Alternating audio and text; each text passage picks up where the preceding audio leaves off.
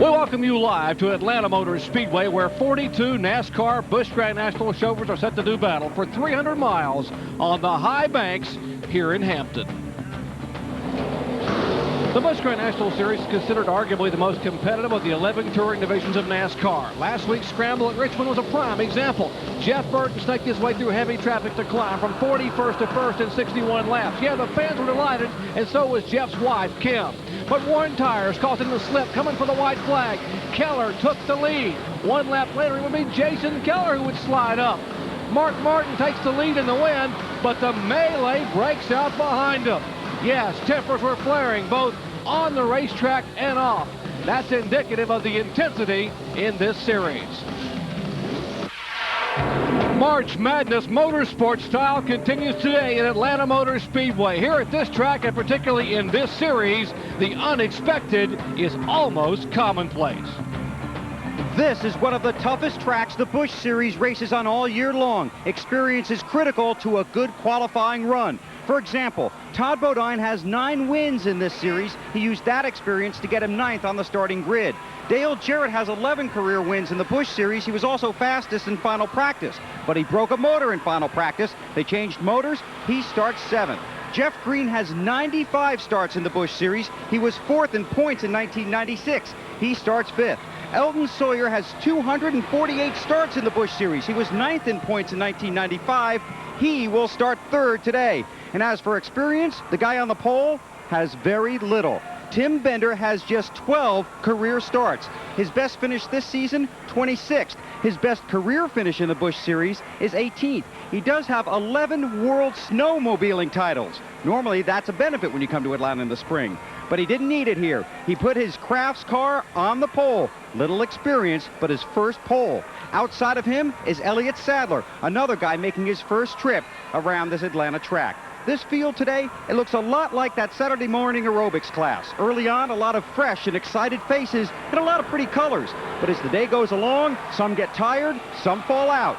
And at the end, only the strong are left standing. That's exactly what you'll see here today.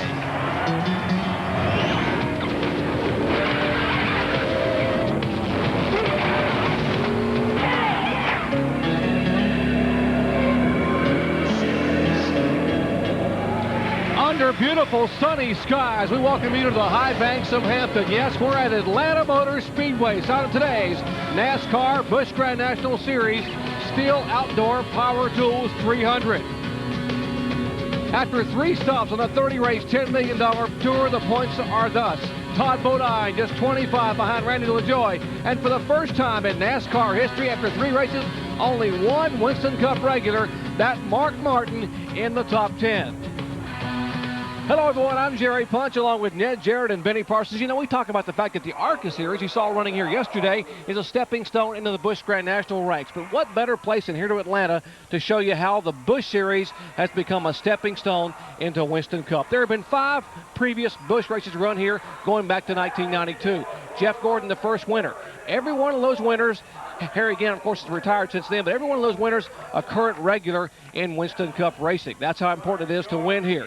And Benny Parsons, it wasn't always that way where the Busch Series guys made that step. No, it really wasn't. Back in the mid-'80s, if a NASCAR Winston Cup owner was looking for a driver, he would go to ASA, the modified ranks, all over the country trying to find that driver. 6 years ago, Jerry, the Atlanta Motor Speedway and several other racetracks, Talladega, Michigan, started using the NASCAR Busch Series as a support event on Saturday.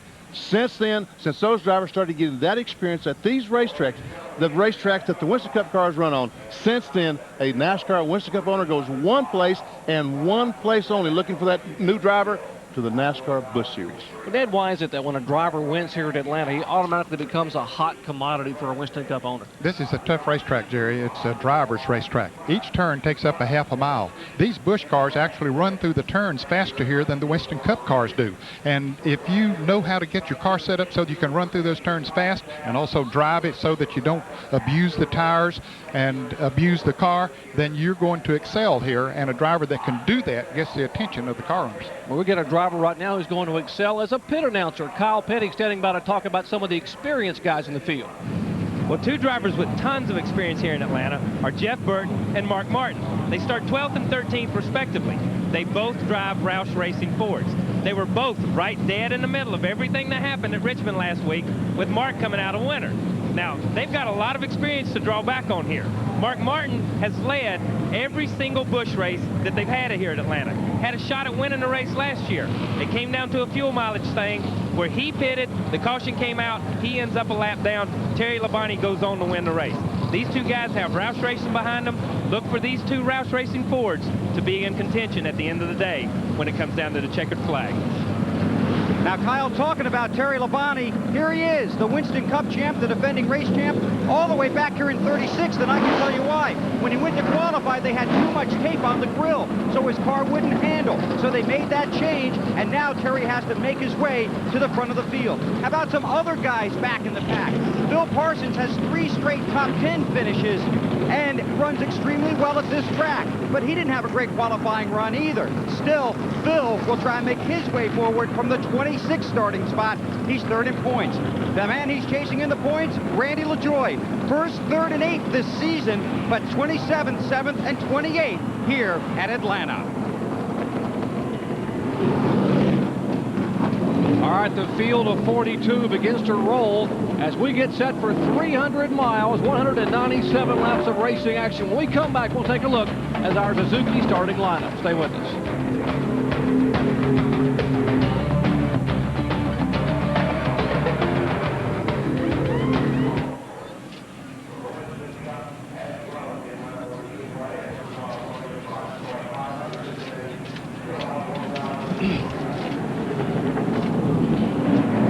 That's M3. We've got them here. Yeah, 74, 87, 96.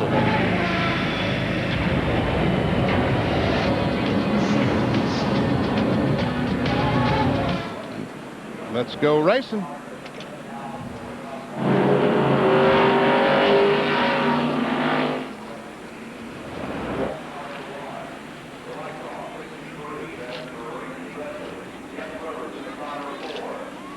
And Ed, when I get the 21 and the 32 mixed up today, straighten me out, will you?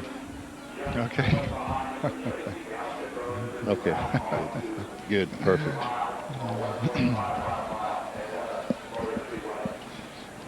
Yep. 37,000 new seats.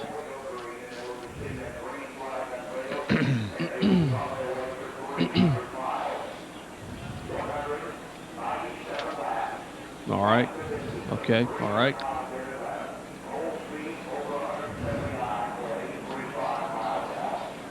Okay. What's the pit road speed? 55. 55.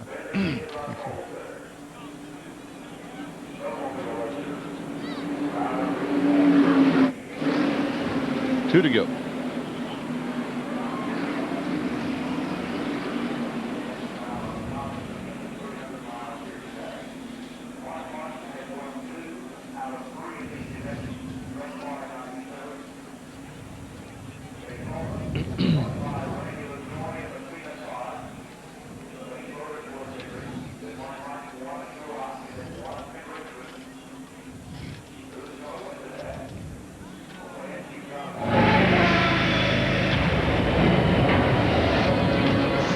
Speed World coverage of the STIHL Outdoor Power Tools 300 is being brought to you by Quaker State Motor Oil for a clean running engine, by Daytona USA, the ultimate motorsports attraction, and by Suzuki. Your Suzuki motorcycle and ATV dealer has the ride you've been waiting for and the financing to get it. Let's take a look at our Suzuki starting grid. 42 cars will start, led by 39-year-old Tim Bender, former snowmobile champion, his first ever Busch Series pole. He is flanked with another young driver, 21-year-old Elliott Sadler, a phenomenal young talent, youth at the front of the field. Back in row 2, Elton Sawyer, and also the veteran Dick Trickle. Row 3, we have Jeff Green and Ron Barfield. A lot of experience. Dale Jarrett and Joe Nemechek in row 4. Back in row 5, Todd Bodine and Bobby Labonte. Row 6 is Mark Green, the brother of David and Jeff Burton, the car that just dominated last week. Row 7 is Mark Martin and Steve Park. He will go to a backup car today. And row 8, we find Johnny Chapman, good qualifying run, Buckshot Jones. And in row 9, Glenn Allen Jr. and Jimmy Foster, also a rookie with a great qualifying run. Row 10, Michael Waltrip and former Rookie of the Year Jeff Fuller. Back in row 11, Dale Fishline coming on strong in Busch ranks, and Lyndon Amick, a rookie driver at 19 years of age. Row 12, the points leader, Randy LaJoie and Shane Hall, a rookie. Back in row 13, Mike McLaughlin and Phil Parsons, fastest car in the second round. Row 14, Dennis Setzer and Stevie Reeves. And row 15, we find Mike Wallace and Rick Wilson back in NASCAR competition. Back in row 16, Mike Dillon and Kevin LePage.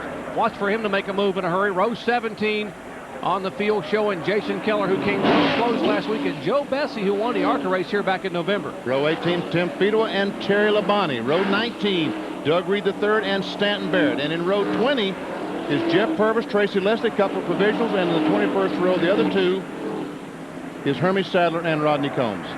Okay, missed the field among those not qualifying.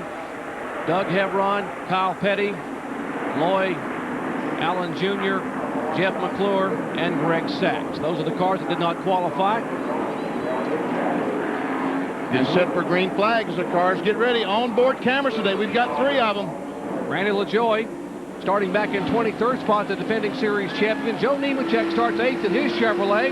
And Stevie Reeves in a Ford back in 28th starting spot. Glad to have you with us. 300 miles, 197 laps of action from Atlanta Motor Speedway.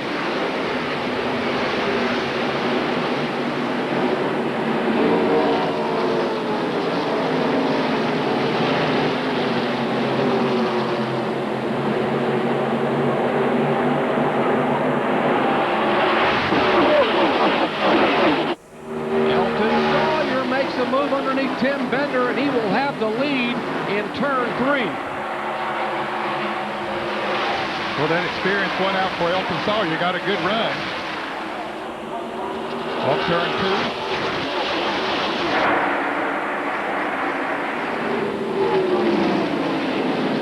Are still 2 by 2 trying to find the perfect line around this tough racetrack. Ned Jarrett talked about it.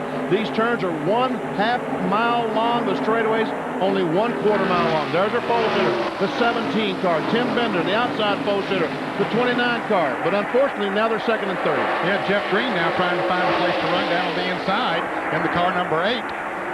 As those cars now fan out and get in single file in front of him. Now he's caught down on the inside. Not a bad place to be.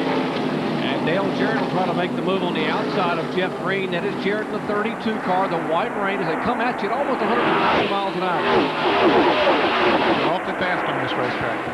There's Joe Nemechek inside of Ron Barfield. Nemechek in the 87 car. Riding along with the roof cam with Joe, the Precision Gears Chevrolet. Starting back in 8th position. He takes a look on the inside. That's Ron Barfield. 94 car takes the position.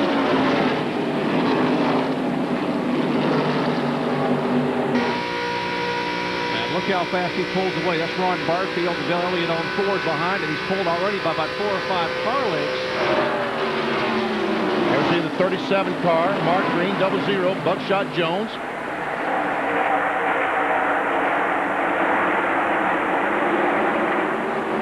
Fuller there, car number 47. And there's the champion, the car number 74, the FINA colors of Randy LaJoie. And LaJoie having to snake his way very gingerly through traffic. You heard Bill Weber tell you, 3 good finishes for LaJoie. Put him once again atop the standings, but he qualified back so far, having to start in 23rd position. Qualifying was very close for this race, so you didn't have to miss a beat very much to be back far in the field. Battle for 3rd spot. Jeff Green gets alongside. Actually, I guess that's 4th spot. We're watching the battle for 4th. There, the battle continues between the 8, Jeff Green, and Bender, the 17. Now there goes Dale Jarrett, the 32 car on the inside, and Joe Nemechek has the Bell South car running very, very well early on. Dale Jarrett's car number 32. They had an engine problem yesterday. As you look at the rear of the White Rain Ford, and now Nemechek slides up. Dale Jarrett slipped a little bit in the corner. Jarrett was one of the fastest cars in that final Busch Series practice, and yet they broke a rod and had to put a new engine in this morning. So he now being shown in 6th position. And from the Pennzoil Copter Cam, how about these great shots, courtesy of the fine folks at Pennzoil and their Copter Cam high above Atlanta Motor Speedway. What a beautiful day for Busch Series racing. 197 laps, 300 miles. just underway here, and Elton Sawyer is being shown as the leader. He got himself a good lead when he passed those two cars on the first lap, and now, though, Elliott Sadler has chased him down, only a couple of 3 car lengths behind him. The first laps Elton Sawyer has led since August of 1995 at Indianapolis Raceway Park. So, boy, it's got to feel awfully good to have that Ford up front. Here's a car that's on the move. That's Mark Martin. Just moved by Joe Nemechek. Martin started back in the 13th position, but now has already moved up into the top 10, in fact, in 8th place. And 7th, 6th, and 5th is right directly in front of him. Never see Terry Labonte. This is looking out of the back of Stevie Reeves' cars. Mike Wallace tries to go by on the outside, and here comes Terry Labonte right on the inside. Takes a look. Can't pass down the straightaway. Labonte started back at about 35th and is 31st right now. That's the same car Terry drove to victory lane here last year. You heard Bill Weber tell you by virtue of some pit stops and gas mileage situations, Labonte was maybe the most surprised person here that he was going to victory lane late in that race. That's how it can change so quickly. Now Labonte next to him underneath Stevie Reeves to take the spot away. Brendan Amick, the rookie, the Goodies Dash champion last year, right in front of Terry Labonte. 35 car, Brendan Amick. That's Tim Feeder, the 33, Dale Fishline. And Dale Fishline takes up a sponsor from the race sponsor, the STIHL Outdoor Tools Company. One race deal for Fishline. There is Mark Martin making a move underneath Dale Jarrett. Bobby Labonte, the 44 car. It's a Pontiac. He makes a move with each Jarrett. We saw Jarrett a moment ago slip in the corners, and apparently the handling going away on the White Rain Ford as Nemechek now makes a move inside. His car appears to be very loose, Jerry, as he goes into the turns.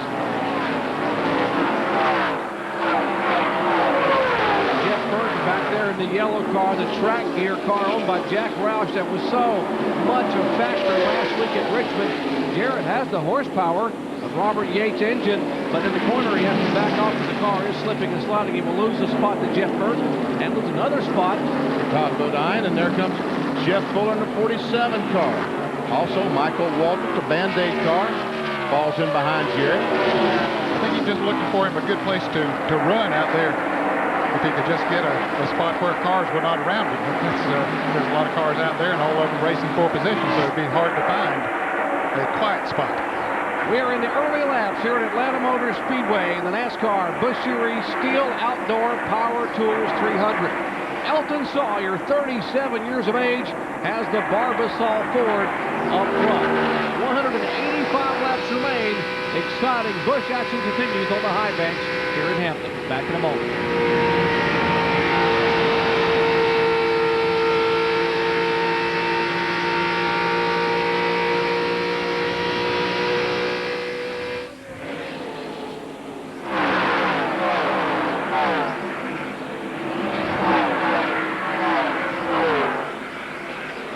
Martin past Bender.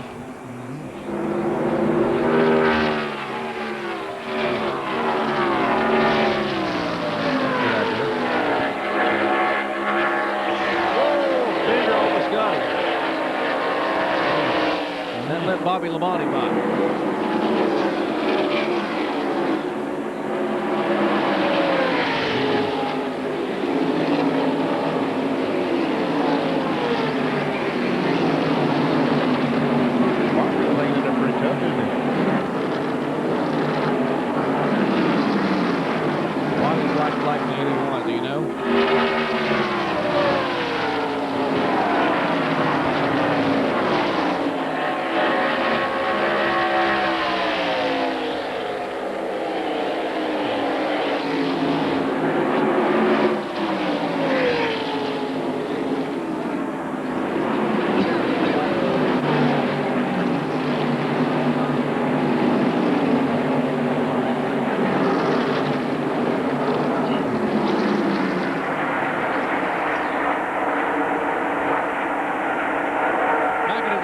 Speedway, our leader continues to be Elton Sawyer in the Barbasol Aiken Sutton Ford, but the fastest car on the racetrack is this one right here, the Winn-Dixie Ford of Mark Martin. He is coming like a rocket. But just a couple of laps ago, Mark Martin almost didn't make it through the corner. He's passing Tim Bender. He goes inside. This is turn 3. He goes inside Bender, and he'll drift up the racetrack right in front of Tim Bender, and Bender gets back on the gas, and Martin can't, and all of a sudden, boom! Contact between the two cars, and look as Martin goes up the hill, and there again, that's the experience you're talking about. He saved the race car. Someone else, a lesser driver, might have lost it. They did a great job of saving it. You can see they touched just a little bit there, touch again, and Bobby Labonte goes by on the inside in the car number 44. But good piece of driving from Mark Martin and Tim Bender. Once he got in that situation, Tim Bender backed off and let him get squared away. Let's take a look at our NASCAR serial score presented by MCI. Mark Martin on lap 3 was in 11th spot. He started 13th. Take a look now. Lap 16, 5th position, and moving in a hurry. This car dominated this Busch race a year ago, and on lap 161 of 197, when the caution came out, he was just made his green flag pit stop, and that cost him any shot at winning the race. But clearly the quickest car here last year, and thus far today, indeed the quickest.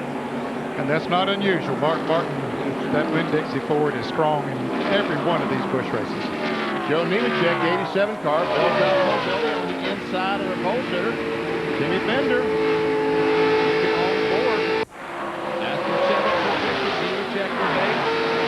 Take the 7th spot away. Well, not such a tricky. Still door-to-door down in turn 1 as Nemechek opens the door and Ron Barfield sits behind him. That's the car number 94. There's Barfield showing an 8th spot. This racetrack is a little bit slippery down on the inside, and you don't get the angle that you need when you're running on the inside of someone. You don't need the angle that you need. You need to be able to drift up next to the wall, free the car up a little bit, and of course Nemechek's not able to do that with Bender up there on the outside.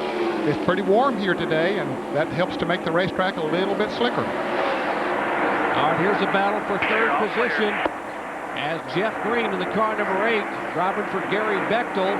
His Chevrolet goes past the Duraloop Chevy of Dick Trickle, but look at Mark Martin coming in a hurry, right behind those two. And here we see another battle between Fuller, Todd Bodine, Randy LaJoie, and Mark Green. And LaJoie started back in 24th spot and is now 15th. Here's Martin now making that move on the inside of Dick Trickle. And we can see Martin 170.7 miles per hour, 1 mile per hour faster than the leader of the race, Elton Sawyer. See, Michael Walter back there also running 169 miles an hour, so Michael is running good. Another Winston Cup driver on the move, the defending winner of this race, the car number 5. That's the Bayer Chevrolet of Terry Labonte. He's now in 22nd position. Labonte started way back in 36th. He has gained 14 spots. He's in the Tim Feedle car, the Kleenex machine, making a move inside of Michael McLaughlin for Chevrolet. I stopped by this morning and asked Mike, how's it doing? He said, right now, McLaughlin is struggling with the Royal car back in 21st spot. You see Rick Wilson. It's good to see Rick back. That's the car directly in front of Terry Labonte, the 75 car. Driving for Charlie Henderson is Rick Wilson, a former 2-time winner. And here comes Mark Martin. Worked his way up to 4th, and this is all clear, buddy, all clear. Battle for 3rd. Side. Man, look at him just turn that car under the 8 car and accelerate and come off the car in front. Beautiful job, Mark. Now, what I was talking about there a moment ago didn't bother him, did it? No. He was able to get the traction he needed off the turn, even though he wasn't able to make the wide angle coming off the turn. He still, that Ford just hooked up and took off.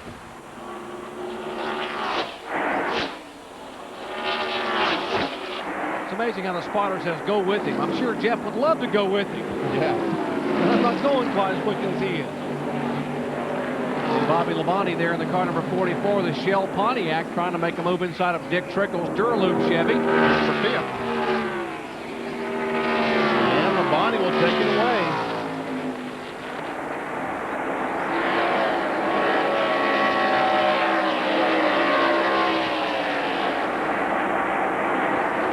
Bobby Labonte started back in 10th position, way up in the Shell car.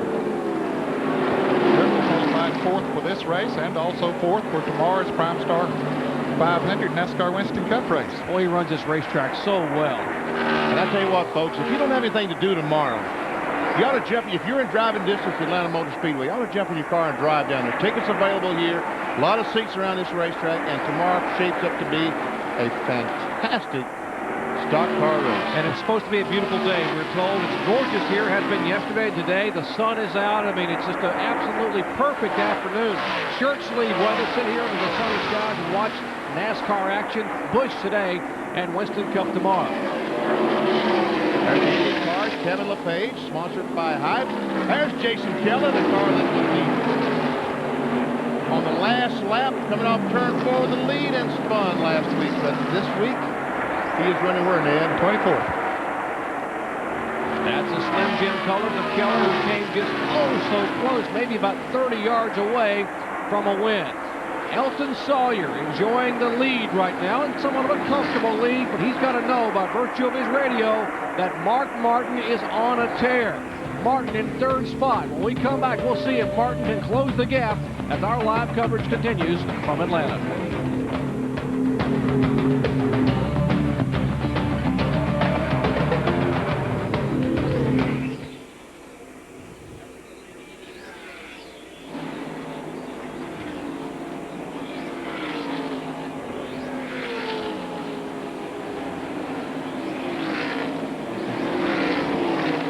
Yeah.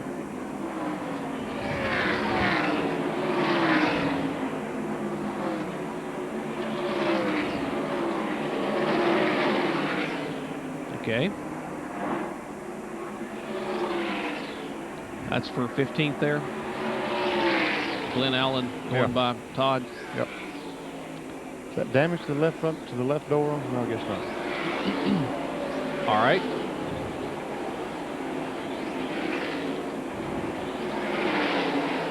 All right.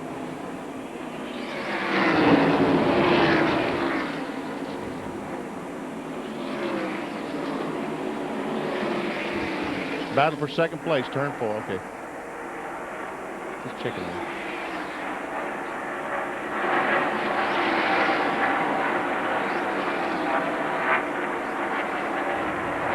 Back at Atlanta Motor Speedway, these beautiful aerial shots from high above us here at Hampton, Georgia, courtesy of the Pennzoil Copter Cam. Give us these great shots of exciting Busch Grand National Series action under beautiful sunny skies here at Atlanta. 30 laps are complete of 197, which comprise this 300-mile event. Now, later today, our coverage continues with Happy Hour, that final 60-minute scramble coming up at 3 o'clock, 3:30 Eastern Time on ESPN2. It's the final NASCAR Winston Cup practice that will set the stage. Now, tomorrow, NASCAR Today, live at 12:30 p.m. Eastern Time on ESPN2.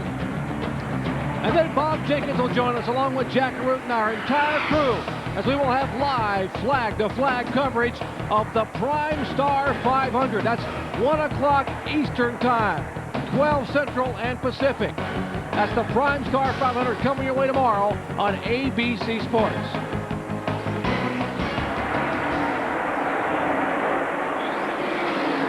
Back to Mark Martin's saga as he tries to work his way towards the front. There we see the dark black and gold car as he closes in on Dennis Setzer in the 78 car in front of him. Looks like it is, yes, that's Setzer in the 78 as Mark goes by him, puts Setzer a lap down. Right now, Mark Martin is the 2nd place car. He has been able to get by Elliott Sadler and take over 2nd and continues his charge towards the front. Well, what an impressive performance here in the early laps by Mark Martin. This is the same car. He won 4 of the 6 Busch events he won a year ago in. His favorite Busch Series car, owned by Jack Roush, of course, Jack Roush Motors, Bobby Leslie, the crew chief. I asked Bobby, I said, how could you guys be so mediocre in qualifying, yet you're going to be so good in practice? He said, Doc, we qualified with the race setup on the car, so we're going to run exactly what we ran in qualifying, and when they slow down, we're going to come after them. And a lot of cars are slowing down out there, Jerry. I've been watching both turns, and there's some cars that are really all over the turns, drifting high. not many of them are able to keep the cars low on the racetrack like Mark Martin is. He can drive that car just about anywhere he wants to. But so can Elton Sawyer. About to put a lap on Joe Bessie here. Here's a battle for position. Jeff Burton in the car number 9, jumping into 9th position by our pole sitter, Tim Bender. And there you see we're giving you a field summary. Check out where your favorite driver may be running in today's race. There's the top 10. Now we'll go back 11 through 15. We'll see Bill Parker, who's in the 15th spot. Bill was second round fastest qualifier yesterday. I think his speed was good enough to have been 8th if he'd done that on the first day of qualifying. Terry from 36th to 20th. He continues to pick them off one at a time. Eagle starting 35th. He's up to 22nd. No Nemechek now looking inside of Dick Trickle. That's Michael Walter Pinto in the Band-Aid Ford. That is for the 6th position. That's 6th, 7th, and 8th on the screen right there. The 87 car of Nemechek now is 6th. Walter is 7th, and Trickle is 8th. Trying to come back on the inside. The Durley car can't quite do it. Precision gears sponsoring the onboard camera and Joe Nemechek's car today. Michael Walter thought about moving up high. Sees Rodney Combs up there. Stays down on the bottom of the racetrack. As you heard Ned Jarrett say early at the top of the show, the Busch Series cars actually run faster through the corners than do the Winston Cup cars. And they're 100 pounds lighter, but still, that means they've got to be a handful for these guys on a slick racetrack when it gets warm like this. Yeah, when those tires get heated up and the racetrack gets a little bit slick, it is a handful for them. They have to drive so deep into the turns, and we got Stevie Reeves into the pits. Bill Weber? He just couldn't hang on any longer. He wanted to come in and get some tires. With 38 laps on the board, he's got the right sides on. They're going to come around. There's a 4-tire change for Stevie Reeves and a big wedge adjustment on the right rear. They've left up the left side, pour some tape off the front of the grill. Now tightening the lugs and waiting for Stevie Reeves to get back out there, and he will be very, very quick for the next few laps, so keep your eye on him. All right, John Barash and company putting 4 tires on the Big A Ford. Let's watch Stevie blend in, and boy, you want to see a difference. He will be quicker than just about anybody out there, maybe with the exception of Mark Martin and Elton Sawyer on these race tires. Yeah, those make a world of difference in your speed. Probably take him up a second to lap. Now the cars start going back. Pretty soon, about 4th gear, he'll catch 4th gear. And that 35 car of Lyndon Amos that just went by, in about a half lap, Stevie Reeves will probably be going back by Lyndon Amos. See the car right behind him. 2 cars away is the leader, and that leader getting ready to go by Shane Hall. That's the car number 85. The Lux Chevy Monte Carlo. There goes the Barbasol machine. Now Stevie Reeves will be the next car right in front of Elton Sawyer, and we'll see how much those new tires help Stevie if they did. And see Mark Martin closes in on the back of the 85 car. There's the 3rd place car, the white car, Elliott Sadler, the 29, and Bobby Labonte, the shell car, 4th spot. Look at Elliott nailed around the bottom of the racetrack. And right down the bottom. That's a sign of a good handling race car if he can do that 30, 41 laps into the race. Sandy Jones, the crew chief, veteran crew chief for Elliott Sadler, spent a lot of years with Junior Johnson and went over to Rick Hendrick, was with Darrell Waltrip when he won his Winston Cup title back in '85, so he knows a lot about setting these cars up. And take a look who's in the top 10. Randy LaJoie, our point leader and defending series champion, has charged from 23rd spot to 10th in 41 laps.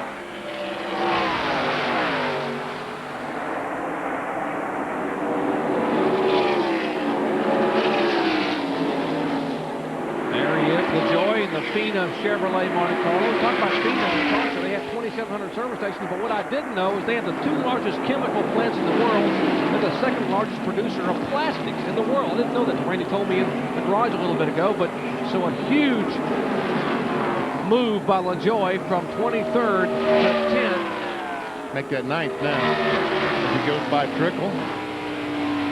And looking back out of the Fina Chevrolet as Trickle and Bender battle side by side.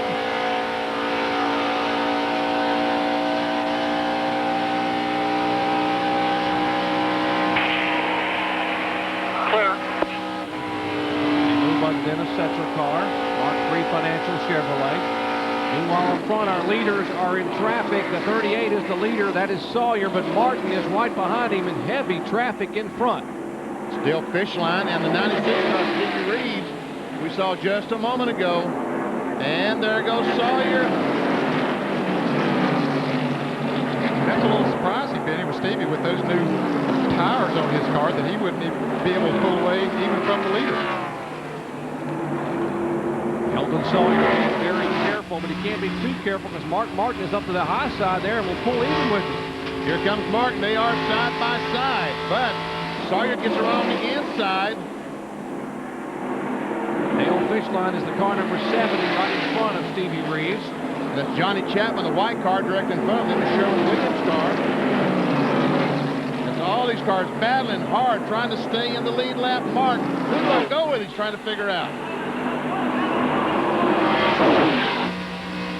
Now from the rear cam of Stevie Reeves' Big A4, you see they are side by side. Those are the two leaders, folks. And now Reeves makes a move by Fishline. That gives Martin the lead. They followed the right guy. Well, Elton Sawyer had led the first 44 laps. Now here on lap 45, it is Mark Martin from 13th to 1st. So the two-time winner thus far in 1997, Mark Martin, who won at Rockingham, did it again last week at Richmond. He is now our new leader in the STIHL Outdoor Power Tools 300. Back with more from Atlanta in a moment.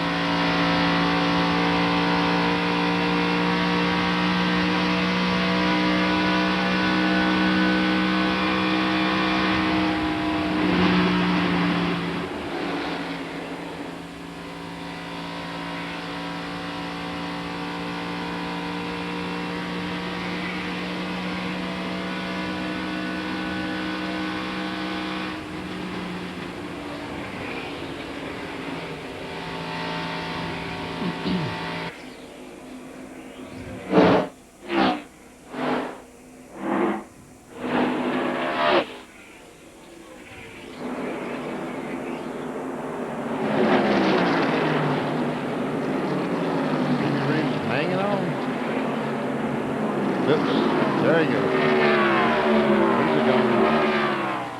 That Rodney Combs real slow on the inside.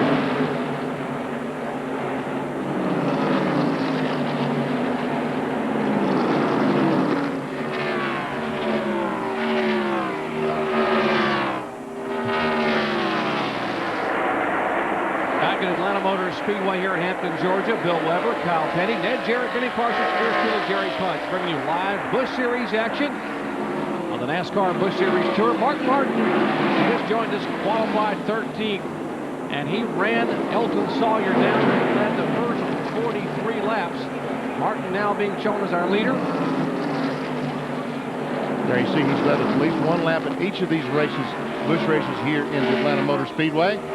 Now we go back to the third place battle, and it's a pretty good one between Ray and Elliott Sadler, the 29, Bobby Labonte, the 44, and the 8 of Jeff Green.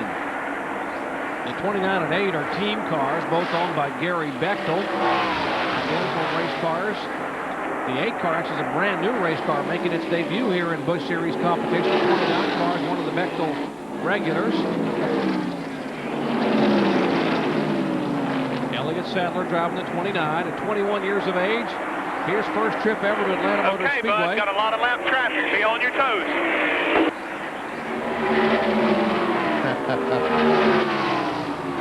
Yes, they got about 5 cars directly in front of them. I told you, Elliott's first trip to Atlanta, that year, you just heard his spotter telling him, lap traffic ahead, be on your toes. He's looking high, he's looking low, he's looking low. Inside, inside. One more. That's Jeff, and you're all clear behind Jeff. Boy, keep him abreast what's going on. Another one looking down there. Still clear. Still clear. Good job, Billy. Just hang on there. Nobody hurt. Boy, they economize the words, those spotters, don't they? You got a big cushion behind you. You got a long way to go. Don't worry about that. We'll get it fixed. Always encouraging their drivers. They are cheerleaders as Hermie Sadler and Johnny Chapman battle door to door. And Shane Hall, the 85 car. Now those cars are 1 lap down. 29 cars showing on the lead lap now as car number 63 of Tracy Lester has just been lapped.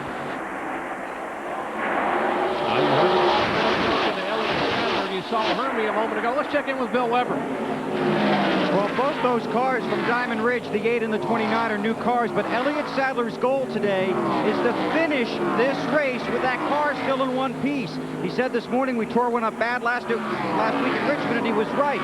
He had an excellent car, but they decided in final practice yesterday to make it a little tight and put a conservative setup in there. Elliott's goal here today is not necessarily to win. It's to get that key experience so next time he comes back, he can challenge for victory. But he has a tighter setup in there, a more conservative approach to today's race. Elliott currently 9th overall in the point standings. Would like to be able to get a good finish his first trip to Atlanta, but you can tell they're being very, very conservative, as you heard Bill say. One guy who's not being conservative is this car number 5 of Terry Labonte. Well, he might be, Jerry, might be being conservative. He's coming towards the front, yes, but he's doing it in a smooth manner, conserving those tires, keeping them as cool as he possibly can, and just picking them off one at a time as he comes up through there. Our NASCAR serial presented by MCI shows that Terry started back in 36th, and here at lap 55, he is now in 17th spot. Cut him in half. And as you said, he's probably taking it easy. I mean, he's coming to the front, but he's not punishing his race car or his tires. He's a master at that, whether it's in Winston Cup or Busch or whatever type competition he's in. He has a great feel for the race car, the tires, and all the things that help to keep it under. Mike McLaughlin's car number 34. Nice fourth time here in Atlanta. That sponsors are here in the Atlanta area. Some pit stops being made. Car number 4 of Jeff Purvis is in, and so is Jimmy Foster. And obviously the 21 car going by Jeff Green. He's already passed Elliott Sadler, so let's put Michael Waltrip in the 4th spot. Thank you very much. They're listening to me down the truck. And Jeff Burton, the yellow car. So strong last week, and we would feel that it's a team car to the Mark Martin car. We'll have similar setups to this in this 9 car, the track gear car that the Winn-Dixie Ford would have. Jeff Burton starting 12th, currently in 7th spot, but the 6th and 5th place cars, the 29 and 8, are right directly in front of him. 60 laps are complete. We ought to be seeing a regular pit stop for the next 5 to 7 laps. In fact, second place car is in the pits right now. Elton Sawyer is in the pits. Let's go to the pits and call. Elton Sawyer has complained about his car, believe it or not, being a little bit tight. They talked about a right side or talked about a track bar adjustment. They decided against the track bar adjustment. They're going to take a couple of rounds of wedge out. They're going to change 4 tires and send him back out. He's having a tremendous run today. That's a good stop right here, guys. Eddie Pardue and company. And they make a slight adjustment, as you saw Kyle say, and the left rear took some bite out of Elton Sawyer, so he makes his first pit stop here on lap 61. And Terry Labonte is in the pits as well. Barbasol Ford, 55 miles an hour. That's the speed on pit road. You don't want to be penalized here. There's Terry Labonte's Bayer Alka-Seltzer car. As they go to work on that car, make an adjustment in the left rear. Feature Headland. And he drops the jacket, smokes the tires, leaving pit road. That you got to be, it's forcing the tires do smoke, because if they don't, the drive shaft, the yellow circle breaks when you try to accelerate off this concrete. See the line on the inside, that is cement. And it is very difficult on drive shafts, gears, transmissions. Ron Barfield into the pits, Kevin LePage into the pits. These are all scheduled pit stops. I expect, and here comes Jeff Burton down pit road. Some of them might try to go maybe to 100 miles. Let's go to the pits and Bill Wemmer. Ron Barfield is in. He's getting right side tires. Jeff Burton pulls him right behind him. These should all be 4 tire stops in fuel. We're also expecting Mark Martin to pit in the next lap or so. Barfield getting his left side tires. Fuel is in. Burton's also got his right side. Now they go around to the left side. Clean off the grill. Looks like they might have pulled a piece of tape off the grill to help cool off the engine. Working on the fuel in the left front. The car's down. Burton momentarily has a problem getting away. Then recaptures and continues. Todd Bodine going out of the pits. Brendan Amick in the pits. Dale Jarrett's been changed 4 tires, the white rank car, he goes back. But meanwhile, Mark Martin says, hey guys, I love that. Well, you wonder if maybe he's going to try to go 100 miles. This is a 300-mile race. Looks like it could go green for who knows how long, and so he might be going to just make it on 2 pit stops. I talked to Bobby Leslie, the crew chief this morning, said we could go actually 80 laps on fuel, but we're concerned a little bit about the tire wear. The tires are much better than they were before, and now all that conjecture goes away. The Winn-Dixie Ford of Mark Martin comes down pit road on lap 64, 55 miles an hour. He heads down to the attention of Bobby Leslie and the Roush crew. One thing he couldn't afford to do is stay out there too long with Elton Sawyer with those new tires on. He was going to be running a good bit faster, so he'd find himself behind. Let's go to the pits and Bill. You expect this to be flawless. They go around to the right side and change tires first. There will be no chassis adjustment for Mark. Putting in the Unical gas. The right sides are on. They come around to the left side. Slide the jack underneath. 1 pump. Now the second pump. The car in the air. As Mark Green rolls by. Again, they clean the grill on the Winn-Dixie Ford. Tires are on. Mark's away. 21 and change on Mark Martin's pit stop. 21.8 seconds. There's the Band-Aid crew now. Ronnie Silver and company, the 21 car. Michael Waltrip down and away. Joe Nemechek's Bell South car. Now Nemechek leaves pit road. Just behind Nemechek is Bobby Labonte. That's Nemechek's roof cam, but just behind this car is Bobby Labonte, who was the leader coming down pit road in the Shell Pontiac. There is Bobby Labonte, and looks like there will be a 4-tire change by the Labonte crew. And Sadler is on pit road, and Kyle is there. I hate to tell you this, Kyle is not there. Okay? Sorry, guys. I don't know where he's at. Let's go to Bill Webber. Okay, Elliott Sadler is here, and his teammate is right behind him. 4 tires for Elliott and for Mark Green, working on the left rear. Both cars came in at the same time and leave at the same time. Synchronized pit stops, chased by Herbie Sadler and Jeff Fuller off pit road.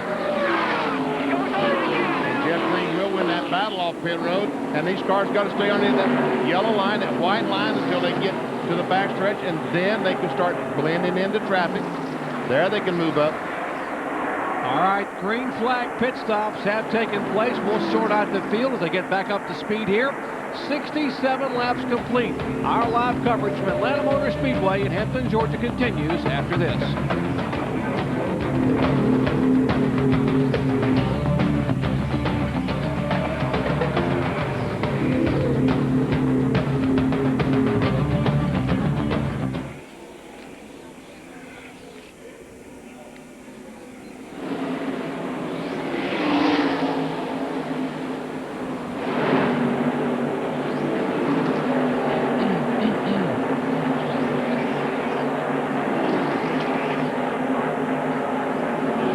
Ten's on pit road, and he just had a problem with the pit.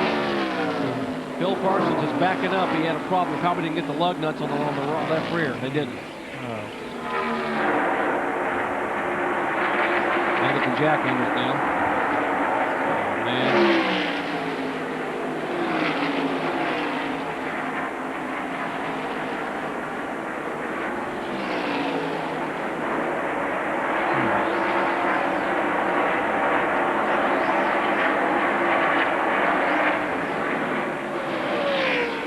I'll give him a lap down. Yeah.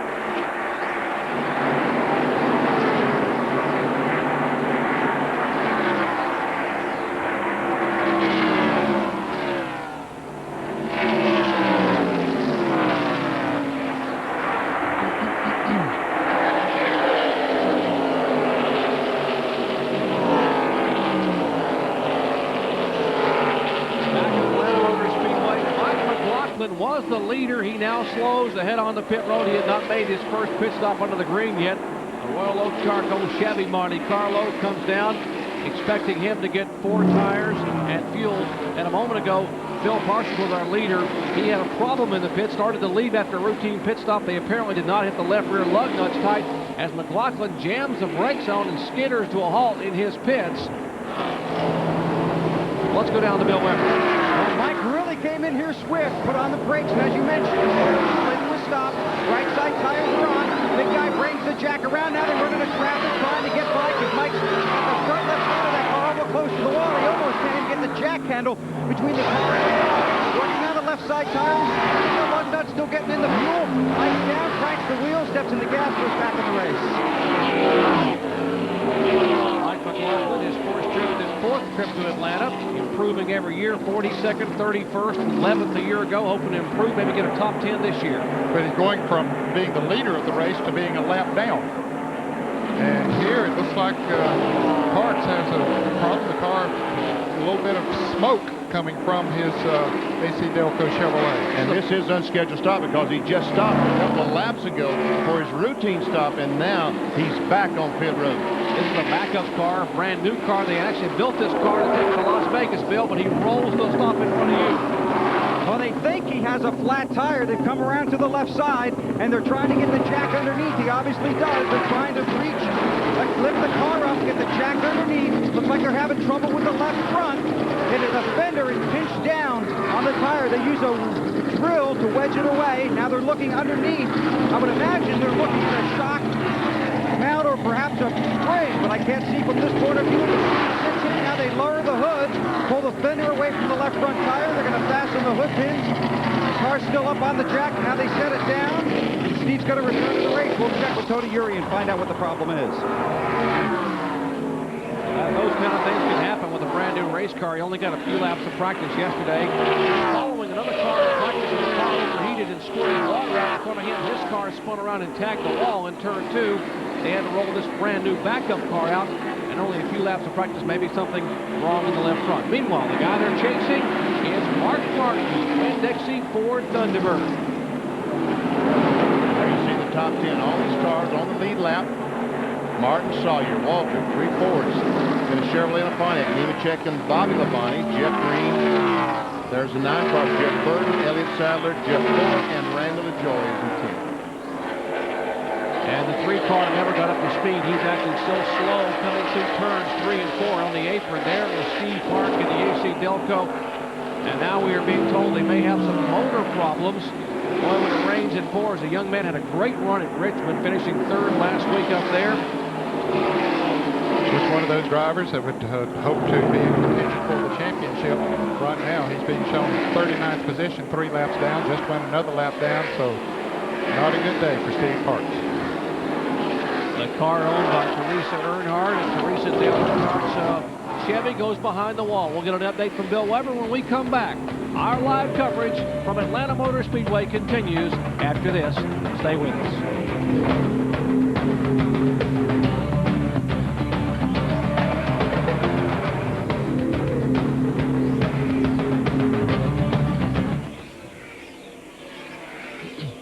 Purvis's problem? He's just that bad, or he just... I think he is. Yeah. He's really been struggling this week. Yes, he has.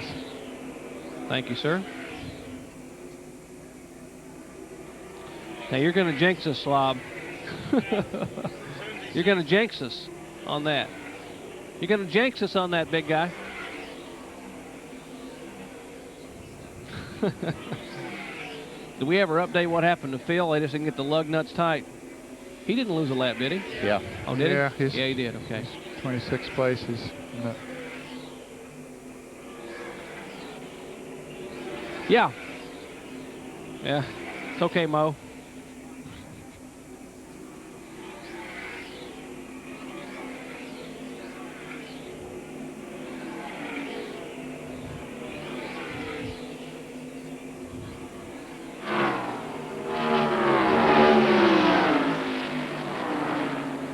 Yeah. Still there, bud. 17 cars hit the wall. Pole sitter has hit the wall. He's on pit road, but he's apparently bounced off of it.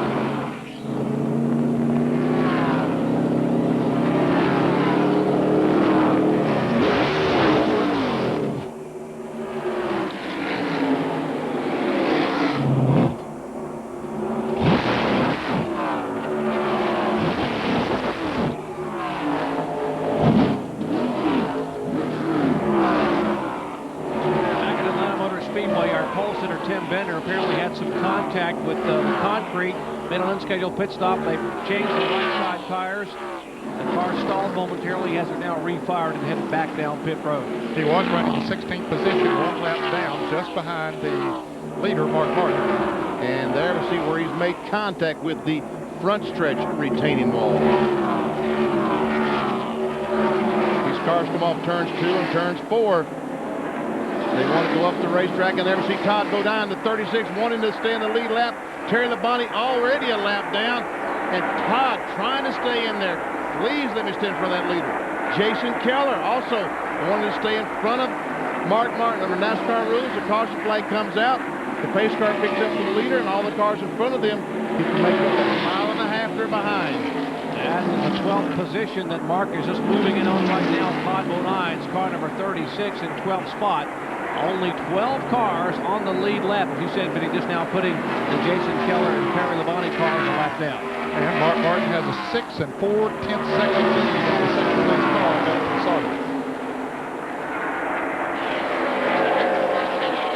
Labonte driving it high and hard in the corner, but no match for that car 60, just coming off the corner roaring. These are Busch Grand National race cars, 9.5 to 1 compression engines, V8s. 390 carburetors as opposed to the bigger carburetors and the 14 to 1 compression used in Winston Cup. Those cars, of course, running here on Sunday. There's your leader, Mark Martin, just going out of the screen. Then we'll wait and see what 6.5 seconds is back to the 38 car of Elton Sawyer.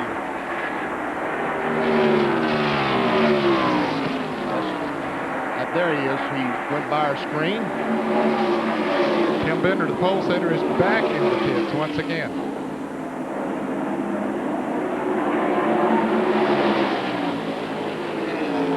7 1/4 seconds now. Sawyer is behind leader. Michael Waltrip in third, a little over 10.5 seconds. We're still waiting for Nemechek to come by, and you see he's 15 seconds behind. Bobby Labonte 18. Jeff Green almost 19. Elton Sadler a little over 20. Jeff Burton 21. Fuller 23. And Randall DeJoy 26 seconds behind the leader. And they're turning this track in about 32 seconds, so that'll give you an idea of how far some of these cars are getting close to going a lap down. Yeah, we see 87, the Nemechek car is more than a half lap down to the leader. There we see Nemechek in the Bell South car. Once again, we'll try it again. And we'll see that once again, Mark Martin still continues to drive away from Elton Sawyer. See Ron Bonfield, that's Bill Elliott's New Holland car.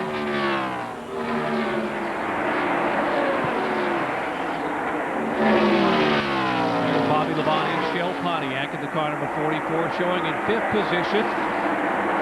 86 laps are complete, 111 to go, 197 laps to make up this 300-mile event. There's Jeff Green's car number 8 in the 26th spot.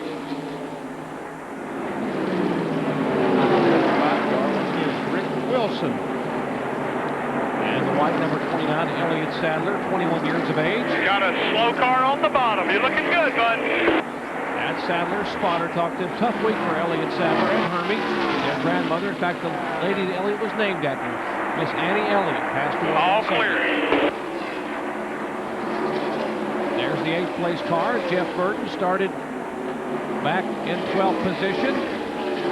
The track leader Ford. That great run at Richmond last week.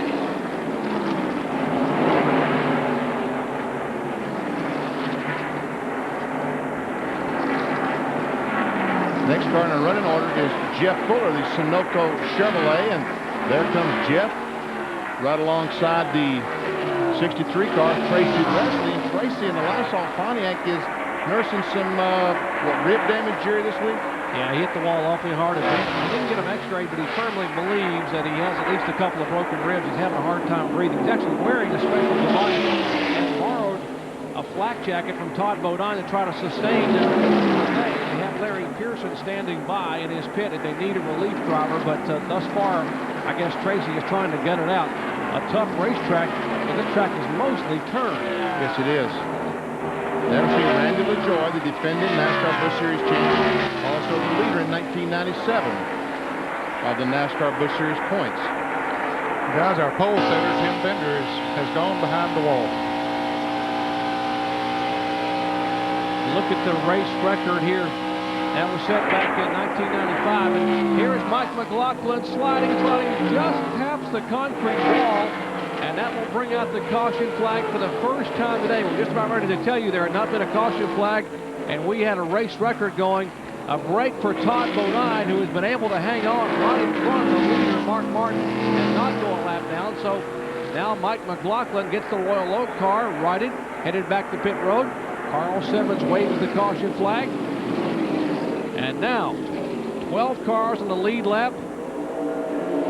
With Mark Martin as the leader, they will come around. The safety car will pick them up as they already have done over in the backstretch. And we will see the first caution flag pit stops of the day. And they will make pit stops, even though they've only gone about a half a pit stop run since they were in the pits. Let's see if we can tell what happened to McLaughlin. Here he comes off the corner. Michael Waltrip on the inside. And Michael comes up and just, I think Mike tried his best to keep from hitting the 21 car. And when he did, he jumped out of the throttle. The back end comes around and he nails the gas there to try to keep it off the wall. The roof flaps come up, do their job, keep the back end on the car. Now, the brakes, Mike, that's it. You see all four tires sliding and just a little damage to the right front nose of the car. Did a very nice job. Keep that car from spinning back up the racetrack. And here they will come down pit road. Let's go to Kyle in the Elton Sawyer pit. Elton's in again. Change right side tires, change left side tires. I don't think they're going to make a chassis adjustment this time. He said he really hadn't run long enough on this set of tires to tell whether the original chassis adjustment that they made under green was going to help or not.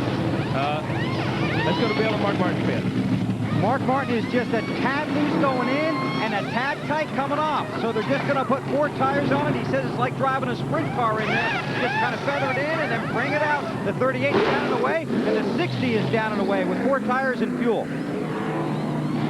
And the 21 car, we see Michael Waltrip. His crew is coming off pit road. He will come out off in second place. Looks like Joe Nemechek is going to be third and Elton Sawyer fourth. And then it's going to be Bobby Labonte and then the Diamond Ridge cars.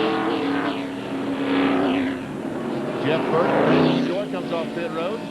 If you're wondering why only 12 cars were on pit road, or 13, you're only allowed to pit if you're on the lead lap the first time by. There is Michael Waltrip's car, and the 21 car that had some damage. It did to the right rear. There was a little piece of, I don't know if it was plastic from the bumper or something that was hanging loose on the right rear of the car as he came down pit road. So he and McLaughlin apparently got together just a little bit out there on the racetrack, and no major damage to the Band-Aid car. All right, working the first caution flag today here on lap number 91 due to a spin by Mike Magic Shoes McLaughlin. Back with more live coverage in a moment.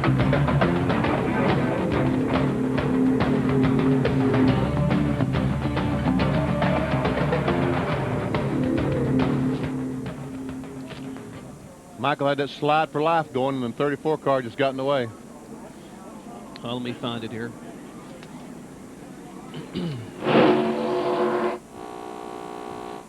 Yeah. Okay.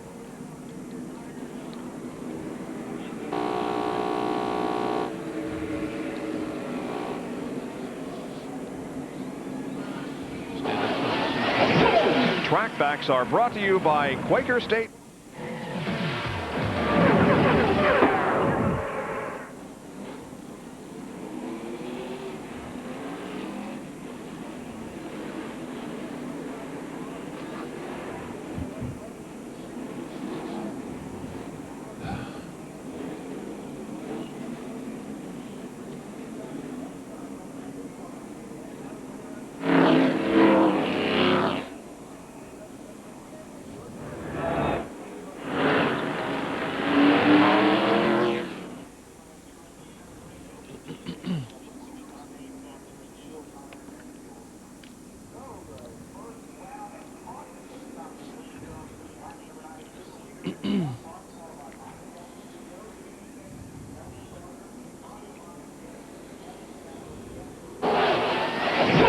are brought to you by Quaker State Motor Oil for a clean running engine. At some of these companion events, what the Winston Cup teams can learn from the Busch race is extremely valuable on Sunday. You go to school Saturday and you race on Sunday. So what you'll find are Winston Cup crews out here on pit road looking for hints on how to run better on Sunday. For instance, Robin Pemberton, who's crew chief for Rusty Wallace, what are you doing out here in the middle of this race? Well, now the Goodyear runs the same tire for the Busch cars and the Winston Cup cars, so it's good to get out here and do a thing on check how the wear is going and temperature, see if there's any problems for tomorrow. What have you seen so far? It's awful good tire. I mean, they can go a long ways, and you know, tire wear seemed to be good on Mark Martin's car, and you know, that's all we really care about. Now we can go back and put a race setup on our Rusty's car. Okay, and they'll come out for a happy hour. You'll see that live later on today. Kyle Petty has more. Well, not only are the crew chiefs out here walking up and down pit road, the guys that are driving these race cars that are Winston Cup competitors are thinking about tomorrow also. Mark Martin, you think he's out there leading the race, that he's sweating this thing? Hey, he radioed his guys and said, look, the left front shock on this car is absolutely perfect. Go to the truck, build me a left front shock. He even said what it was over the radio. I'm not going to say it on the TV because I don't want these guys sitting in their trailers to find out what it is. I'm going to go build me one when all this is over with. But these guys are thinking about all this stuff to get ready for tomorrow. Bill Weber? Okay, well, last week, Steve Park had a weekend you dream about. This one's been a nightmare. What happened to you today, Steve? Well, Bill, the AC Delco Chevrolet Monte Carlo was running great. We had to start in the rear of the field because we tore up a car yesterday, but car was running great. The longer we went, it seemed like we were catching the leaders, and then we just popped the motor after our last pit stop. So we're a little disappointed, but you know, the car was running great, and it gives us something to build on for next week. And we'll just have to pick up the pieces and then head on down to Las Vegas next week. We'll see you there. Thank you. Green flag's out. All right, Bill, thank you. Restart lap 95. That caution flag for 4 laps, the first of the day, hopefully the last of the day. Mark Martin leads the field now, just 12 cars on the lead lap.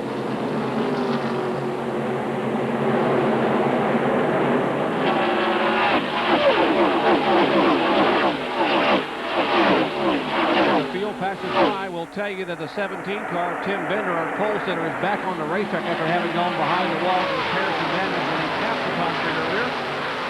Shane Hall came in the pits in the Lux car for an unscheduled pit stop. That side of his car jacked up. Man, look at this group of cars. About 3 abreast down in the corner. Then green and blue cars, Mark Green, Hermie Satter on the outside. Todd Bodine, Jeff Fuller. See Phil Parsons diving down, trying to make it, what is it, 3 abreast? Buckshot Jones is on the inside. Now they are 3 abreast. Oh, Dick Trickle in the middle. Buckshot on the bottom. Hermie up high. There is Phil Parsons in the car number 10. Now, guys, 4 wide won't work. Now they try to go 3 wide. That won't really work at these speeds, so they go back to double up back in turn 1. Mr. Shane Hall in the pits, they're pushing his car backwards now, apparently going behind the wall. This is Stevie Reeves riding along with him, the Big A Auto Parts Ford. Right in front of them, the 33 car, Tim Fiedler. There we see him from the cameras. Stevie Reeves is currently being shown 29, 2 laps down. Mike Dillon is going gas the car, trying to get by Stevie Reeves. And there we see him 3 abreast up in the corner. And down in the corner. I don't think 3 abreast is out there. He backs off and just goes in the corner 2 abreast. Now the 94 and 33 are for position. They are actually battling for 21st. The 94 Barfield, the 33 Fedewa. They are both a lap down, 21st spot. They are side by side. He mentioned that Reed's car is 2 laps down. The 72 car is actually in 23rd position. So you don't stop racing no matter where you are. When you're a lap down, 2 laps down, you drive for 300 miles. And that's the difficult thing. That's the thing that the Saturday night racers can understand when they come to this sport, just how difficult it is. Because, folks, these guys run 300 miles just like their qualifying. Jerry, you hit it around the head. They keep racing each and every lap. If it's for 35th, you race hard for 35th. And then Michael Waltrip hanging tough, only about 4 car lengths back. And Mark Martin not pulling away. Yeah, I think that Michael, the cruise panel on his car maybe is flapping around. See there on the right rear? Yeah, I thought they pulled that off, but apparently didn't get it all off. Bill Weber? Just talked to Ronnie Silvernet, and he said it is loose, it is flopping around, but they don't think it's going to be a problem. In fact, they're talking it over here with a NASCAR inspector now, but They don't envision it being a problem for Michael. We'll wait and see. And that's in a pretty good spot. And would the fumes back there be a problem as opposed to, say, the front crush pedal where you can get overcome with carbon monoxide? Well, it certainly won't hurt you as bad because you're running away from that bad air that might come out from there. But you never want the problem. Yeah, you never want carbon monoxide to get inside the race car if you can help it. All right, just past the halfway point. They gave the halfway signal a lap ago, 99. Now just 97 laps to go. Our AutoZone race recap as Mark Martin being shown as the leader. Martin in the Winn-Dixie Ford and Michael Waltrip. Last time he ran this race car, he finished second at Darlington. To guess who? Mark Martin. Mark Martin, our leader, has led 48 of 99 laps. There have been 6 lead changes. 1 caution flag for only 4 laps. Average speed 154.453. Our leaders, Mark Martin 49 laps. Elton Sawyer led the first 45. Mike McLaughlin led 4. Phil Caution for the first time this year. Just Hill and Bobby Labonte. Out of the race, Steve Park. You heard Bill talking about they had an engine problem on the AC Delco Chevrolet. Well, we are past the halfway point here at Atlanta Motor Speedway. An exciting weekend. Beautiful weather. Great NASCAR competition as Mark Martin leads Michael Waltrip, Nemechek, Sawyer, and Bobby Labonte after 102 of 197 laps. We'll be right back.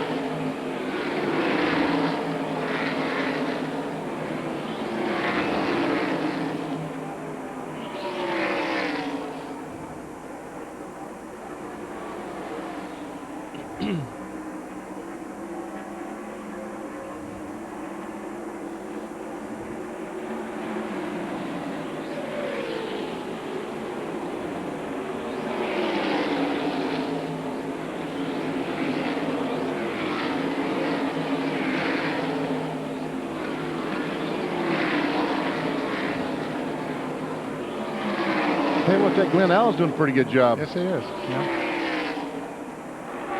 David Ift, huh? Yeah. But we look at the leaders right now, and it just so much emphasize what you say at the top of the show.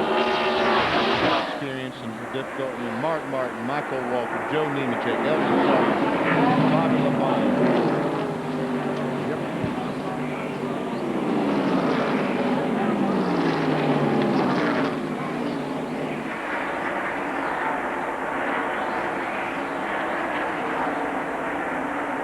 Beautiful aerial shots from high above the continuously expanding Atlanta Motor Speedway, being brought to you courtesy of the Pennzoil Copter Cab. Fine folks from Pennzoil above the racetrack here, giving you some great shots of our live coverage of the NASCAR Busch Grand National Series action. And the lead has stayed exactly the same since we were on commercial break. Mark Martin, the black and gold car on the left, still continues to lead. Michael Waltrip, the white, red, blue car, and almost identical the same lead he had when we went to break. Our Atlanta coverage continues later today, 3:30 p.m. Eastern time, that final 60-minute scramble. What a flurry. Organized chaos, they call it. We call it happy hour. NASCAR Winston Cup's final practice. You'll see it live at 3:30 p.m. Then tomorrow, NASCAR Today will set the stage at 12:30 p.m. Eastern time on ESPN2. Dave Despain will be here to tell you what's going to happen when we go live at 1 o'clock Eastern time on ABC Sports. Bob Jenkins, Jack Arute, all our crew will be on hand. Our live flag-to-flag coverage of the Prime Star 500 NASCAR Winston Cup event from right here at Atlanta Motor Speedway.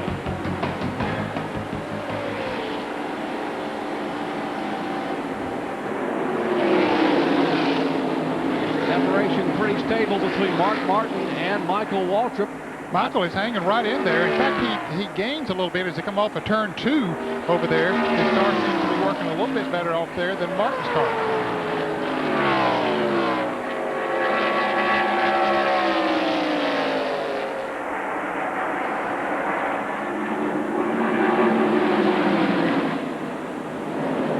Mark Martin has won the last 2 Busch Series races, having won and he passed Dale Jarrett on the white flag lap to win down at the Rock. And then he makes the pass again on the white flag lap out of turn 4. You saw him to win at Richmond. NASCAR Busch Series 3 consecutive wins. Well, Sam Ard, what a great one he was back in '84. Larry Pearson and Harry Gant.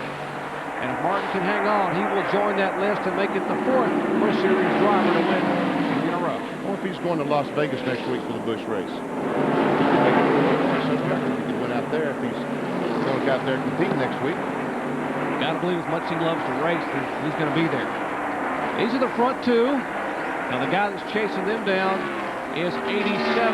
That is Joe Nemechek. That's the Bellingtown Chevrolet. And right behind him is the outside pole sitter, Elton Sawyer. You the pole sitter. No, started in 3rd spot, didn't he?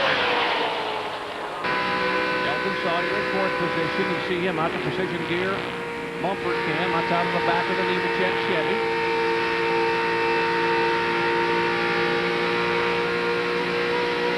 Fifth place car will be Bobby Labonte in the car number 44.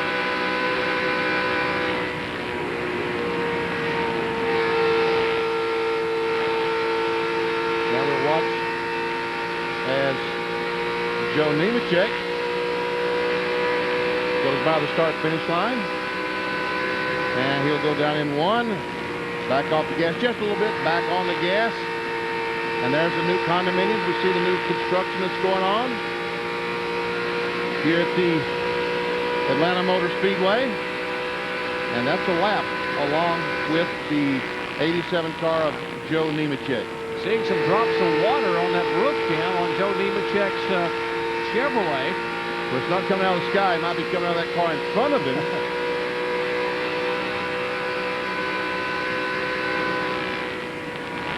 Now we are told that some of the folks here, it's hard to believe there aren't many clouds, or hardly any clouds in the sky, but we have had some There's the only cloud. That's got to be above Dean's platform, one of our camera guys, and Dean's always had a cloud following him. And Kyle, you felt a drop or two on pit road. I'm standing here in Joe Nemechek's pits, and there's like every few seconds there's like 2 or 3 drops that fall. I don't know where they're coming from because there's nothing up there but you guys' helicopter. So evidently they're spilling something out of the helicopter. All right, we'll keep you abreast. It's sunny skies here and great weather at Atlanta Motor Speedway, although we have seen some few drops falling in the last few minutes.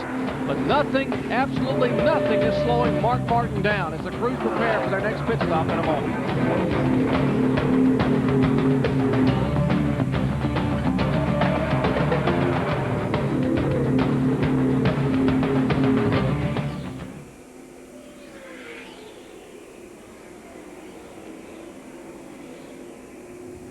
Well, that's too bad because he sure was running good.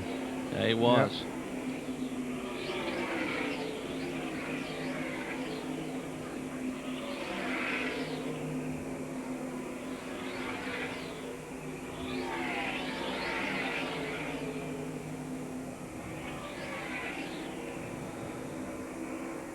In the pits with the hood up.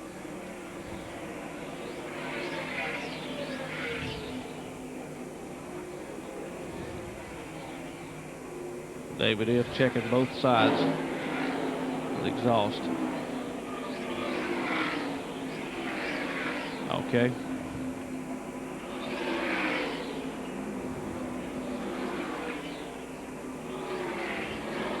All right.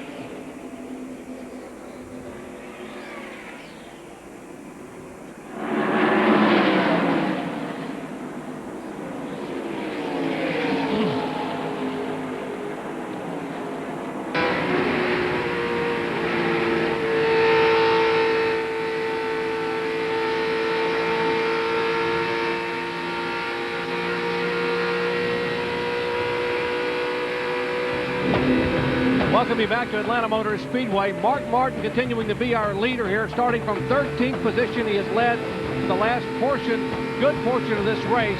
Only 12 cars are still on the lead lap. As we continue with our live Busch Grand National Series action from the high banks here at Atlanta Motor Speedway. You can see by our field summary where your favorite driver is running and those that are out, only one car, that of Steve Park. We'll be back with Atlanta after this.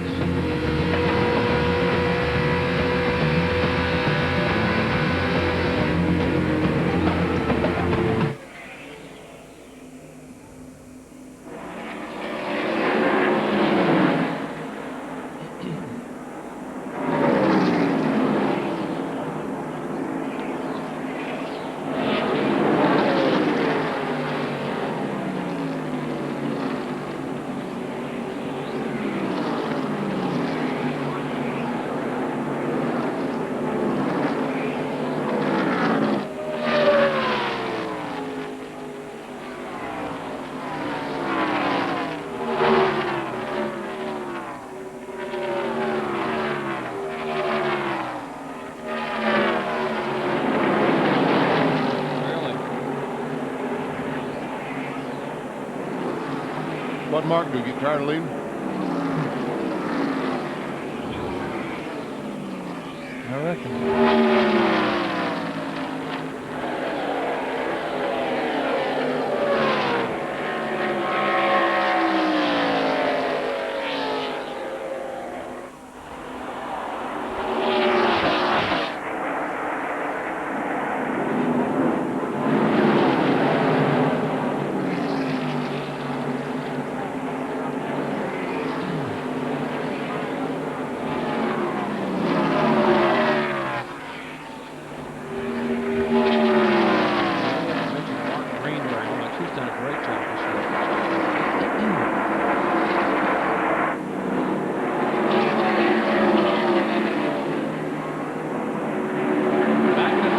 Speedway, Hampton, Georgia. Mark Martin was our leader, but not now.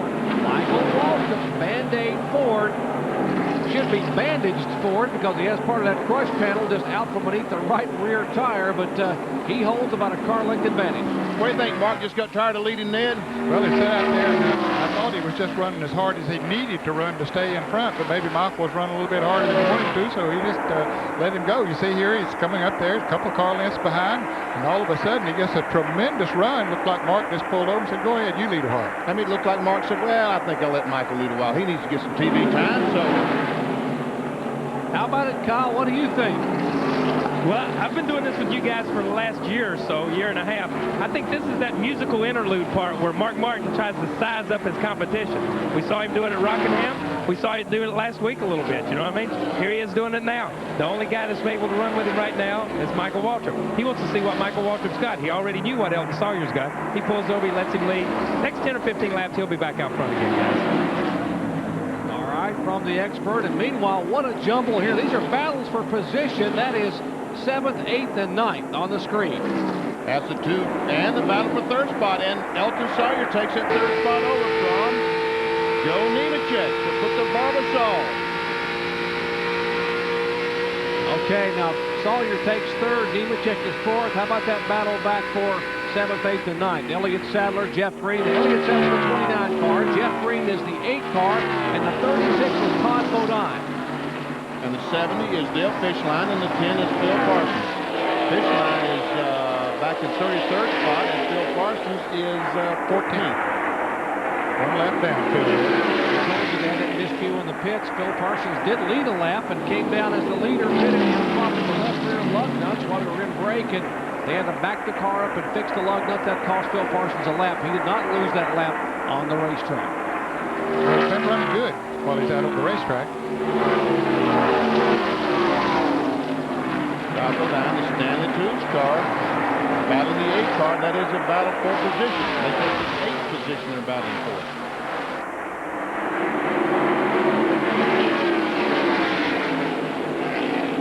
Elliott Sadler, the other white car, the other team car for Jeff Green, has moved ahead. There's Sadler now. And here is Jeff Burton, the car number 9. He is being shown in 12th position. He is the last car on the lead lap and trying to become the next to the last car on the lead lap. He didn't get by Jeff Fuller, but he can't quite make the pass. Jeff Fuller, the Sunoco car, gets the run off the line, still maintains that 11th spot, and here comes Mark Martin. He's checked him out now, Ned. He's ready to try to get back to the front. Well, sit there behind him about 8 or 10 laps and sees where his strengths and weaknesses are. Coming up on some pretty good traffic here now. It's time to go. As Kyle Petty put in enough music in this interlude, we'll go ahead and go back out and lead a while. Mark Martin retakes the lead. Michael Walkerman's second spot. Elton Sawyer is third. Nemechek fourth. Bobby Labonte, never mentioned Bobby Labonte much recently. He is in fifth position. And right in front of those cars is also the 89 car of Johnny Chapman. Chapman's running 30th position, 2 laps down. McLaughlin is 25th, 1 lap down, but about to go 2 laps down.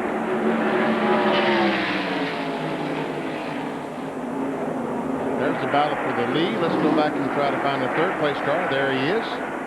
Elton Sawyer. Dr. Keith Roberts this morning. Keith Roberts, engine builder on this car. There's a look at Elton, has led 45 laps today. Good run for the Akins and Sutton Motorsports Ford. Arkansas colors. Currently in third spot. Joe Nemechek will be the next car in line. He's being shown in fourth spot. Bell South Mobility. His Chevrolet. Precision Gear sponsoring that roof cam. 67 laps to go here at Atlanta Motor Speedway. Mark Martin was in this position a year ago, but the caution came out just after he made his pit stop, and he didn't go to victory lane. Will it happen again? We'll find out in a moment.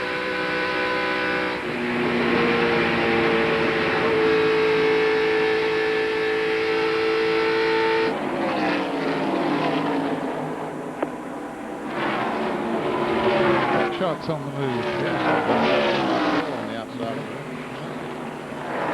Kind of having a little private race here. Yeah.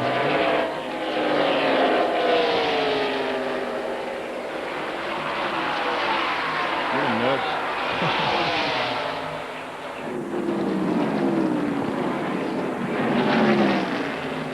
Clear. Now he's back under you. He's clear.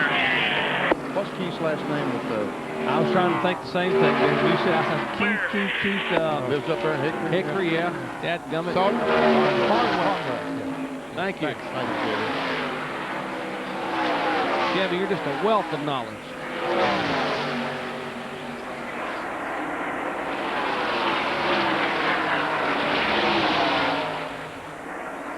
Is that the 8 car that... Yeah. Todd's pulled away. Now Bill's just run in mine. Is that for me? Steve, a nice big Mr. Lenny Bob. Hell, I think y'all will stay back here. What do you think? For position, man. If he finds us, tell him to find us. That's what I told his daddy. Okay.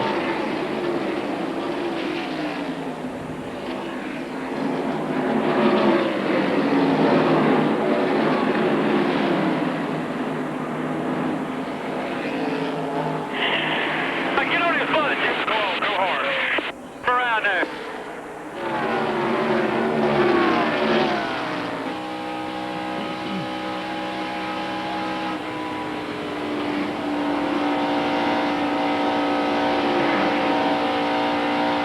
Back at Atlanta Motor Speedway, high-speed action. How about the information superhighway? NASCAR Online, www.nascar.com. We'll take you into the garage where you can get into the nuts and bolts of the sport with driver interviews, live chat sessions, and reports from the crew chief. That's NASCAR Online, www.nascar.com.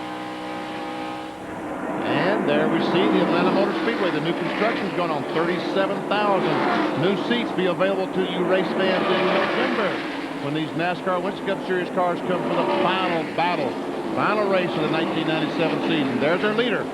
Black and gold car, Mark Martin and Michael Walker in second. And these shots are courtesy of our Pennzoil Copter Cam high above the beautiful Atlanta Motor Speedway. The last 5 years, they have turned this into one of the show places in the NASCAR Winston Cup Tour. They've doubled the seating occupancy, 84 luxury suites, and they just don't stop. Now, 7th and 8th position, Elliott Sadler trying to hold off Todd Bodine. Sadler to 29. Todd Bodine, the Stanley car, number 36. And these cars... Good line, Elliott. You got a good run off of 2 there. Good job. Barnwell, you're encouraging his driver once again. We saw him racing with the 8 car, Jeff Green, a few laps ago, and these fellas got by Jeff Green and now it's kind of driven away. They caught the 5 car of Cherry Labonte. Labonte is 13th a lap down. Shane Hall fans, he is back from behind the wall, headed down pit road, back on the racetrack. Low inside. Ooh. Todd, hope your car don't slide. Elliott gave him room. Clear behind him and nobody hurt. Long way to go.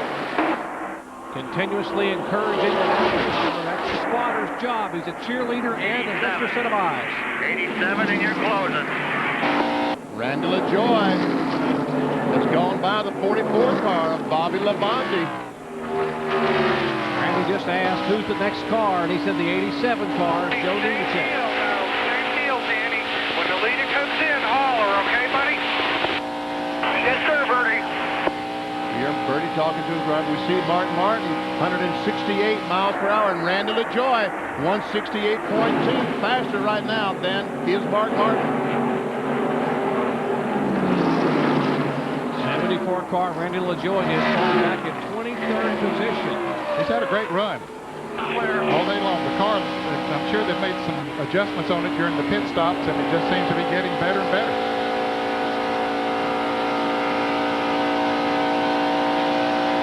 See Martin once again, 167.8. Let's see what LaJoy does. 167.4. So that time Martin just a tick faster. Depends on how they are in traffic and things of that nature. Now Bobby Labonte showing some speed in his Shell Pontiac. These drivers can change their line. They can change their entry and exit just a couple of feet. It will make a difference of a half mile per hour.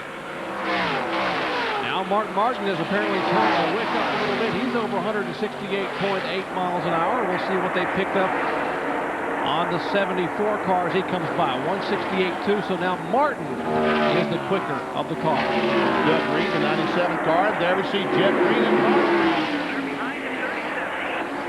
And Mark has caught his brother and the handle's gone away a little bit on Jeff's car, the car number 8, the white one there. Mark is in the car number 37, is 37 years old. Jeff Green, the car number 8, is 34. So Mark's the older brother. You have the privilege of running in front of you, and indeed they make the pass. Good run for Mark Green here at Atlanta. In fact, he has had 3 top 15 finishes in 3 starts in 1997.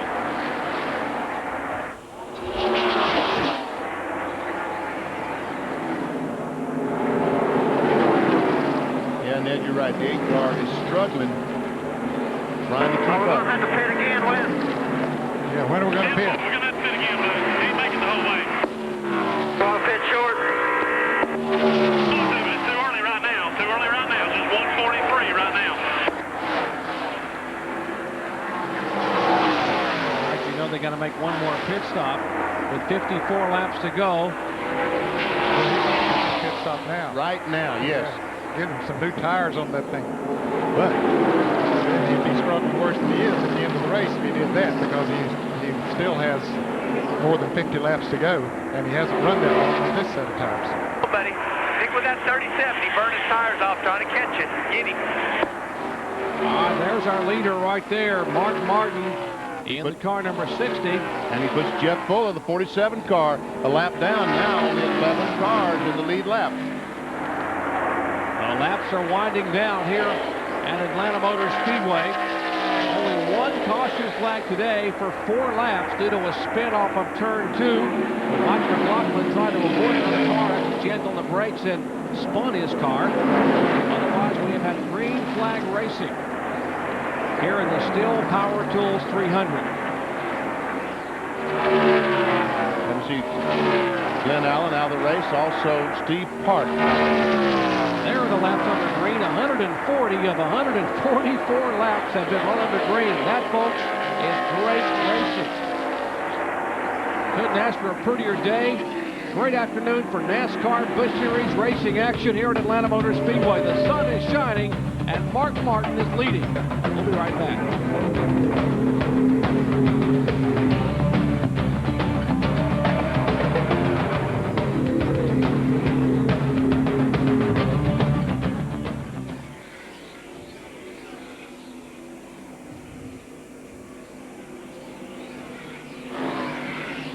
Is the sun getting to be a problem going in the corner for the in cars?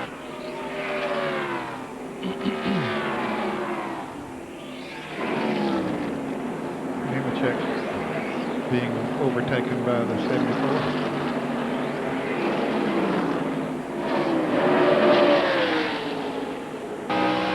Okay. It should be coming out of the 74. Thank you, Mikey.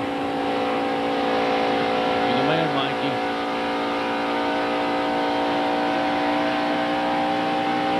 Leslie in the pits. Now let's see if he drives around the corner. Nope, no problem. No problem. Good. Fourth place. Yeah, third, fourth. Clear.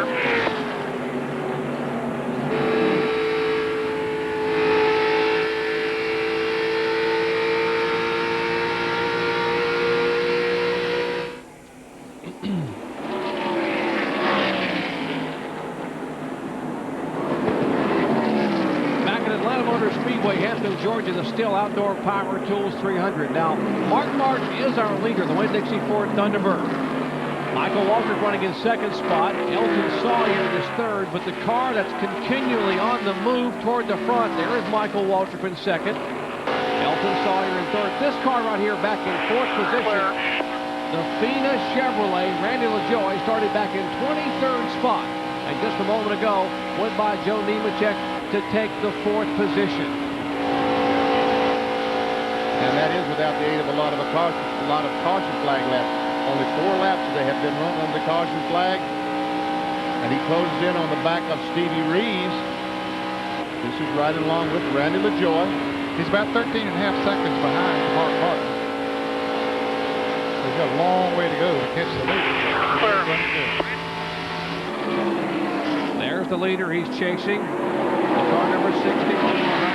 Combs in the Lance car number 43. Now we'll let the leader go by. We'll pick up LaJoie and show you the interval that Ned was talking about. Here comes LaJoie off turn 4, the white hood, and there he is. 165, so that time traffic was 2 miles per hour slower than Mark Martin. Could have been that when he passed Stevie Reeves down in turns 1 and 2 that slowed his car down. Now there's some traffic for our leader, and he's about to try to lap the car number 9, his teammate, Jeff Burton. He goes beneath Burton. Now see if we can check the 74 car.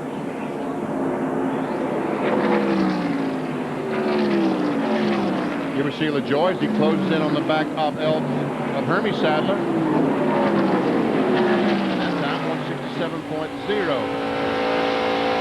38 car with a quick lap that time. Elton Sawyer 168.544. All depends on, I guess, Ned, where you are on the racetrack. Whether you're in traffic, you got free racetrack, or whether you can run the car on your line. Yeah, it makes a world of difference. And where you catch that traffic, and whether it's going into a turn or coming off, you see it going inside of Hermie Sadler there, so that'll cost him a little bit of time as Jeff Burton comes into the pit. Bill Jarrett goes out, and Trickle goes out. All right, your pit stop should be coming momentarily. We'll take a quick break and try to come back and catch the leader's final pit stops from here at Atlanta Motor Speedway. 153 laps are complete.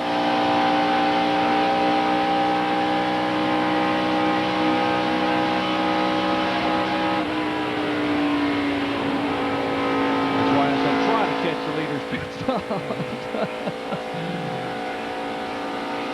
Good show. Ron Barfield. They have a problem with DJ's pit stop, Ned? I don't know. Look that close there.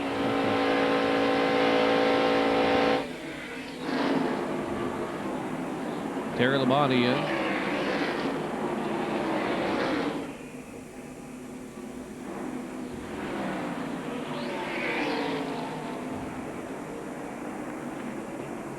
What was that? Yeah.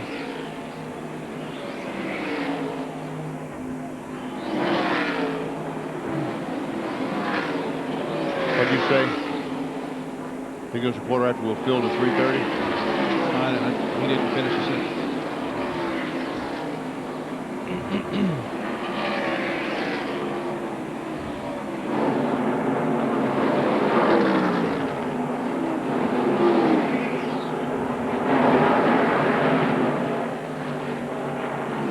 Laps are winding down at Atlanta Motor Speedway here at Hampton, Georgia. Mark Martin showing the way, knowing he's got one final pit stop, one scheduled stop. And here's the third place car, Elton Sawyer, in for his final stop at the Barbasol Ford Thunderbird. Car's up, right side's going on. Also Jeff Green is there, right sides are on his car. Joe Nemechek coming into the pits. Let's check in with Kyle Petty. Joe Nemechek's come in, they're changing right side tires and are making a chassis adjustment. He's complaining about his car getting pushy the longer he runs. They know there's only 40 laps to go. They're going to take a couple of rounds out, loosen this thing up. Hopefully he'll have a shot and beat some of the guys that he's racing with right now. He's down and gone. All right, 3 of the cars on the lead lap. There are only 12 cars on the lead lap have pitted, but now our leader, Mark Martin, peels off, and Michael Waltrip, the top 2 cars, head down pit road, and Bill Weber, 55 miles an hour, final stop for Mark Martin. Mark Martin has won the pole in the Busch Series. He's led every Busch race here. He's never won the Busch race. He has 2 top 10s. This will be his final scheduled stop. The Winn-Dixie Ford comes to a stop. They'll go around to the right side, put the right side tires on, and take a round of wedge out. Kyle Petty. Michael Waltrip is coming to pit. They've changed right sides, they've changed left sides, they're putting a Band-Aid on his other side over there where his clutch panel's out. Basic stop, no chassis adjustments. He feels the car's good. Bill? Lefts are on, Mark's away, Michael Waltrip is behind him, so Martin wins the race off pit road. Let's see now if he can win the race on the track. And we see Randy LaJoy sitting in there. Right side's going on his car, the crew's going around, changing left sides. We see Bobby right behind him. That is a battle for position.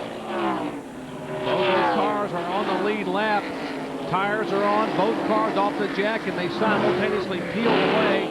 They must stay down below that white line until they are over between turns 1 and 2 to get back up to speed and blend into race traffic. Okay, you're clear. Got one car coming, white with a yellow back. Ever see the 36 car, Todd Bodine was leader, but Buckshot Jones is in front of him now. If the caution should come out, Buckshot would be back on the lead lap. That 00 car, Buckshot, has been running awfully well here this afternoon. Todd Bodine being shown as the leader in the car number 36, the Stanley Pontiac Grand Prix. He has yet to pit. He will come in momentarily for his final pit stop as he slows and will head down pit road. Car number 29 of Elliott Sadler will come on the pit road. The 21-year-old driver from Emporia, Virginia. Here is Sadler in the car 29. Now this should complete the cycle as far as those on the lead lap, I believe, Jerry. Peel that tear-away windshield away so they can see how Todd Bodine's Stanley Pontiac right side tires already have been going on. Elliott Sadler is in front of you, Bill Weber. Elliott Sadler had never raced here before today. Started on the outside of the front row, now making his final stop. Right sides are on, fuel going in, come around to the left side. A tribute to his grandmother who passed away this week is on the left side of the car. Elliott would love a great finish for her and for the team. Now Elliott having trouble getting it back in gear. The car's going to have to be pushed by the team. Then he stalls it. Now he tries to get it refired. Rolling slowly down pit road. Then the tires grip and Elliott rolls away. You know, you get in the pits and you become so relaxed in there, you forget to put the car in gear. That's what it sounded like happened to Elliott Sadler. He's sitting there with the car in neutral. When the jack went down, he said, I got to go. He left the clutch out, and the car isn't in gear. Clear. All right, Spotter said jump in there behind Mark Green, and indeed he did. And Mark Martin once again being shown at the point here of the field. Martin trying to go for 3 wins in a row in the Busch Series. And he just put a lap on Jeff Green. In fact, they're showing on the 10 cars on the lead lap now for Martin. Oh, we got a spin up in the second corner. Looks like Elton Sawyer, it looked to me like, and another car comes down and collects him. It's the Stanton Barrett. Stanton Barrett's car number 81, the Ron Neal-owned machine, just after the pit stops. And a great break with Phil Parsons. He had not, and Buckshot Jones, neither of those cars had pitted. And who is the car? Zoom in on the car on the right. Looks like Tracy Leslie's car number 63. I'm sorry, I said yeah, that's the Lysol Pontiac, and Leslie, the one guy, no one wanted to hit anything, but Leslie with those broken ribs on the right side wanted to hit nothing today. Watch again. There's Mike McLaughlin and Mark Green going by. Stanton Barrett sees the car spinning. He spins and bam, spins in the side of Tracy Leslie. And I'm sorry, it was not Elton Sawyer. It was Tracy Leslie I saw spin up there. And from the Pennzoil copter cam high above, you see the impact. Fortunately, it was to the rear of the Pontiac, not the door section where Stanton Barrett. Now, Stanton just locked it down trying to miss Tracy Leslie's car, which had come to rest right on the bottom groove because Barrett was running on the inside with 2 cars to his outside. There's what's left of the Lysol Pontiac for Tracy Leslie. I believe we see Tracy moving around in there a little bit. Yes, I saw him moving around a little bit ago. Yeah, we see him. And Benny, you're right. That was a break for Phil Parsons, Buckshot Jones, and Tim Fedewa. Yes. They were all a lap down, and now they're back in the lead lap. They have not made their green flag pit stops. All right, so we're under caution for the second time today here at Atlanta Motor Speedway. Lap 165, and the crews are anxious and watching and waiting for their drivers. We'll be right back.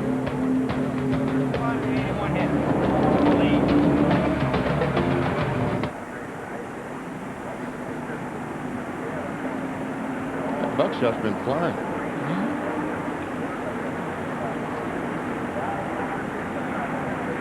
Did he get out of the car?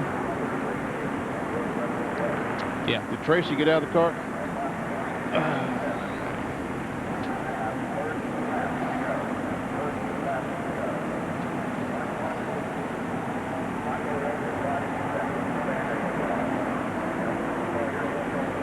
No, he's not gotten out yet.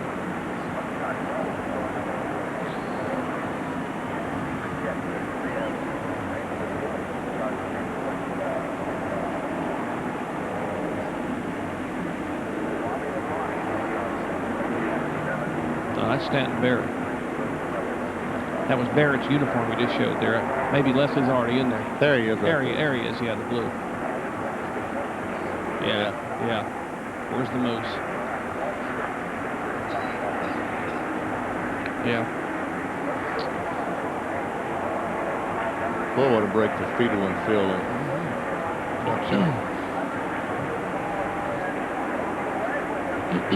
Neil.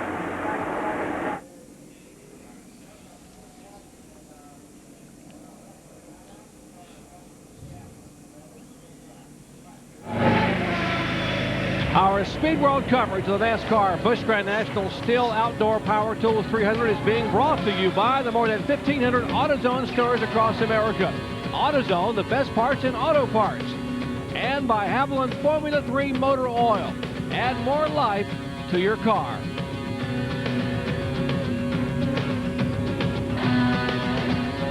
Last car on a lead lap under caution. Nothing to lose here. Jeff Green in the pits will take on fresh rubber right and left side.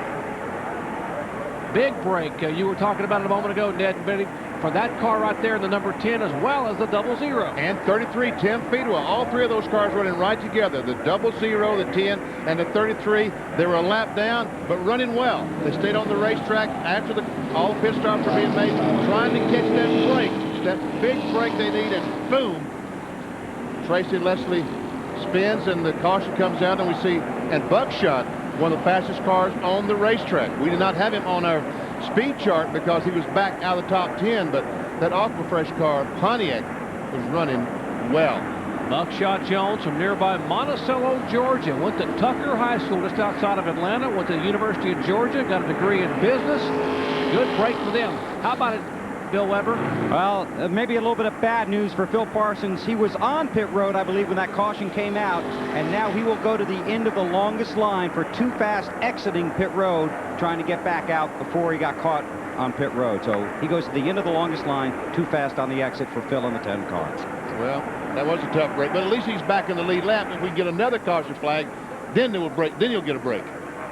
Well, second caution flag today. 166 laps are in the books.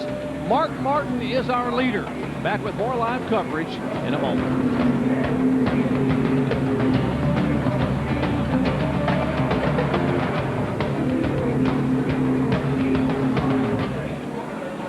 Oh, wait, we need to say that Tracy's okay.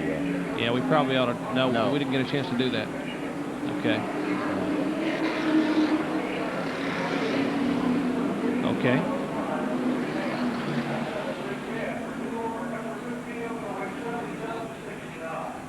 What'd you say about 3:15? If we get to 3:15, we're going to Phil. Is that what you were trying to say a little bit ago?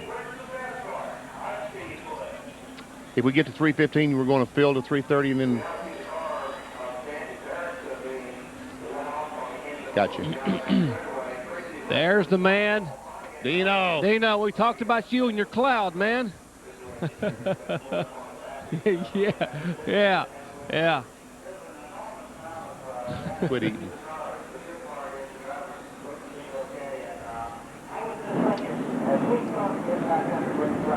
Brand new grandstands here. They continue to revamp Atlanta Motor Speedway. What a beautiful complex. One of the show places on the NASCAR Western Cup Tour. But what they've done the last 5 years here, doubled the attendance, added all the suites. And folks, when we come back, the start-finish line will be on the other side of the racetrack. What you're seeing there will now, that is the backstretch currently, will be the front stretch, and this racetrack will be shaped very similar to the Charlotte Motor Speedway, the double dogleg front straightaway like Charlotte. So the Atlanta Motor Speedway will lose its unique oval shape. It'll go from being a 1.522 mile oval to a 1.54 mile quad oval. Now, while we're under caution here, the incident in turn 2 involving the Tracy Leslie car and Stanton Barrett. Tracy Leslie has backed his car in the corner already. The Lysol Pontiac has backed in the corner. Stanton Barrett sees the problem. He backs off, and boom, he spins into the back of the 63 car as well. Both cars coming to rest. Both drivers have climbed in the ambulance to go to the mandatory infield care center for a check. But the good news, even though Tracy Leslie was having some concern over ribs prior to the race today, he got out of the car, walked away, climbed in the ambulance, as did Stanton Barrett.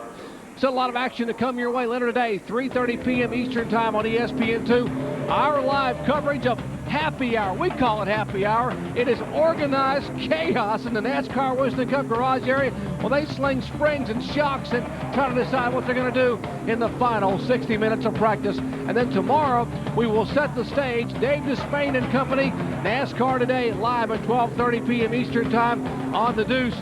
What are we setting the stage for? Well, our live flag-to-flag coverage on ABC Sports. The Prime Star 500. Bob Jenkins will join us. Jack Arute will join us.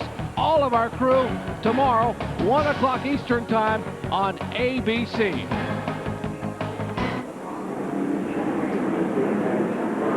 Now Mark Martin trying to hang on, put himself in the record books once again. Trying to win 3 in a row. That beautiful shot courtesy of the fine folks from Pennzoil and our Pennzoil Copter Cam. High above the Atlanta Motor Speedway. We're in Hampton, Georgia, just southeast of Atlanta. Great shot from above this beautiful facility. I'm sorry, as you see the cars getting ready for the restart. 10 cars on the lead lap. There are Martin, Michael Walter, Elton Sawyer, Joe Nemechek, Bobby Labonte, Randy LaJoie, Todd Bodine, Buckshot, Tim Feedwell, Phil Parsons. That's the 10 cars. All right, guys, can anybody hang with Mark Martin? I don't think so either. Oh. Well, Kyle, what do you think? I'm not sure anybody's got anything for Mark Martin ever. Just to be totally honest with you, after watching his performance today and him at Rockingham and this Roush Racing Ford stuff, I think, you know, this may be it. Michael said that his car was a little bit loose on this set of tires that they just put on, but he didn't want to give it up track position, and that's basically where everybody's at. They're stuck with whatever they got in the green. How about you, Bill Weber? Well, they loosened Mark cars up just a tad on the last pit stop in case Michael starts to apply the pressure. Same car Mark had here last year, could have won, but it got trapped by that caution flag. Mark's in pretty good shape. And by the way, he doesn't plan to go to Las Vegas. At least that was the plan before this race. But, you know, the lure of 4 in a row, maybe. Green flag about to come out. All right, we'll see. You've heard from the experts. You decide. Can Mark Martin hang on? Restart lap 171. Last caution flag for 6 laps. And we see Elton Sawyer and Buckshot goes by Jeff Green, and Buckshot's on the inside of Todd Bodine. Meanwhile, back to the front as Dick. There we see Buckshot, the 36 car, and now Jeff Green trying to get on the inside. In field with the 33 car. He's in the mix. Jeff Fuller's there. Oh, they were 3 wide momentarily with Speedway in the middle. There's Jimmy Foster, the 11 car.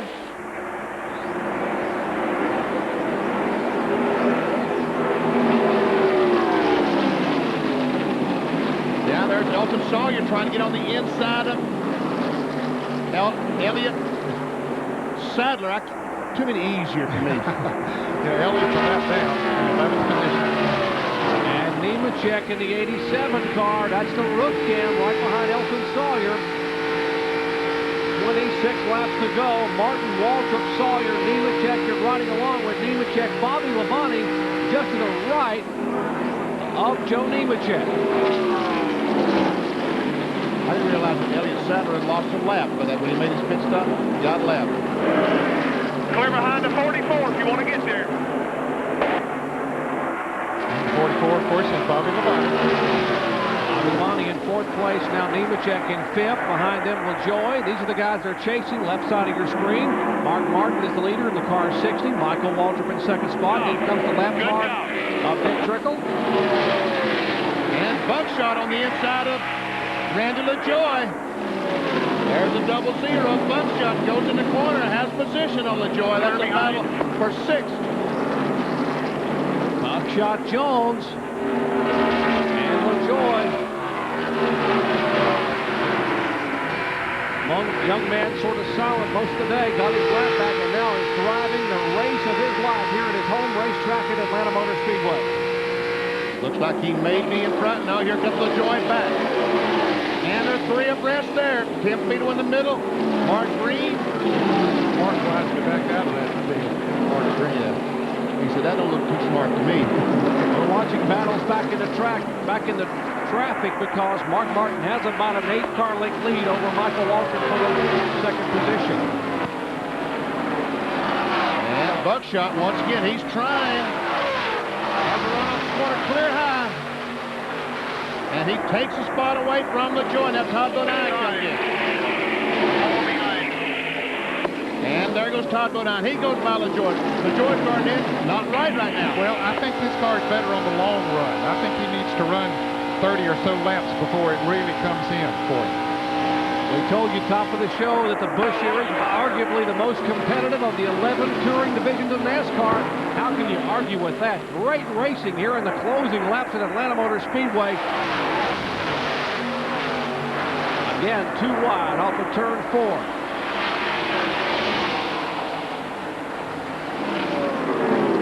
And Fiedler goes by LaJoy. Here comes Jeff Green. And looks like Michael might be closing just a little bit on Mark Martin. Definitely closing in on him as we continue to watch this battle back in the past. Inside, follower. Number 74 up on the outside. It's just that car is not hooked up the way it was. No, for sure. Clear behind 5. Let's see, Buckshot right now is the fastest car on the racetrack, a little over 173 miles per hour. Clear behind.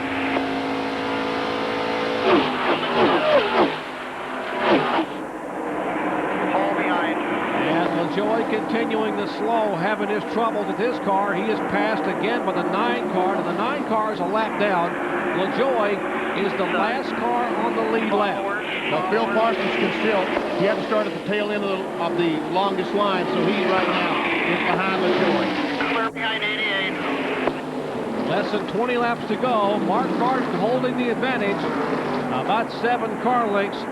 Michael Waltrip into the tree up a little bit, but then Mark sort of looks up and then pulls away.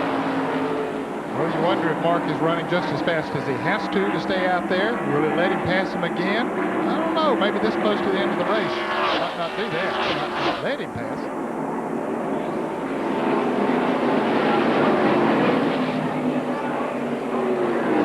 See Jeff Purvis, the 4 car. And Randy LaJoie is in the pit. Here he comes down pit road, back and forth, weaving the car. And the car weaving. Bill, what's the problem? Randy has reported a very bad vibration, may have a tire going down. This track has bit him 3 times, and it's going to get him again today. He runs well here, but cannot finish well here. Of course, they had those problems last week, salvaging an 8th finish, putting the right side tires on. They come around, they're going to eyeball the left first. They're going to send him back out and hope that's the problem. We'll see. Randy LaJoie's woes continue. Okay, you're clear, but the 34th next car coming. The big hole after him. His best finish has been a 9th. Looky here. Michael Waltrip once again closes in ever so close. And it looks like these cars are almost identical in speed. Right now, they look very equal. They're out by themselves on the racetrack. No one close to them, front or rear. Michael Waltrip told me the last time he had driven this particular race car, he drove it and finished second to Mark Martin. 2 Ford Thunderbirds. Both of them have Roush engines on board. Mark Martin the leader. Michael Waltrip in second spot. 18 laps remain.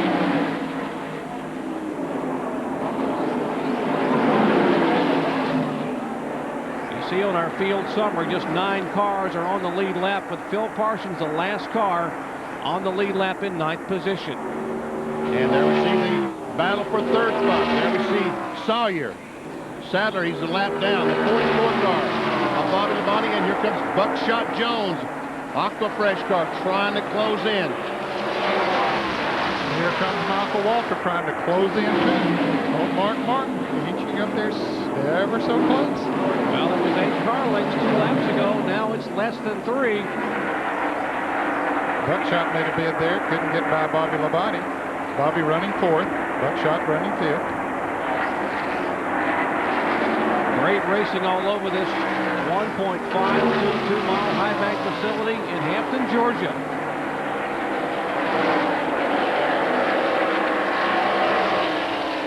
Pair of Pontiacs. Bobby Labonte and Buckshot. I heard a song last night, Ned, about Buckshot Jones. There's a line in there that said he does things that makes Benny Parsons scream, and he has today. All right. Okay, let's check back in the Randy LaJoie pits with Bill Weber. Okay, this is the right rear tire of Randy LaJoie Chevrolet. You can see right here where the lug nuts go on and the wheel fits on the car. These holes have been rounded out. They've been grounded out. The lug nuts apparently were not tight. This was the vibration on Randy LaJoie's car that forced him to pit. And I tell you, that unscheduled pit stop is really going to close up the point standings in the NASCAR Busch Series, man. Yes, it will. In fact, Phil Parsons could very easily take over the point standing. Well, Todd Bodine is second. Yes, that's right. He's in 7th spot right now, just 25 points back. So it's going to be virtually a dead heat in the standings if they finish the way they're running right now. Because Randy LaJoie has dropped to 17th, 1 lap down. Riding along with Joe Nemechek, the Precision Gear roof cam on top of his Bell South Chevy. Nemechek in 6th position. That's the battle for 4th spot. Right in front of him, Buckshot, the 00, is in 4th. In 5th, and the 44 of Labonte is in 4th. There they are. That is Elliott Sadler's lap car number 29. Sadler's in 10th spot, a lap down. Looking low, inside. Got another one coming.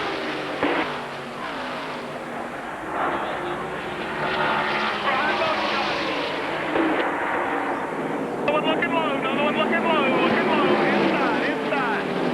Not for position. Now you're clear, right there the rest of the race. All right, spotters talking to their drivers. Michael making a look, inside, outside. He will follow Mark Martin around the car number 70 of Dale Busch. And Carl Simmons giving the signal.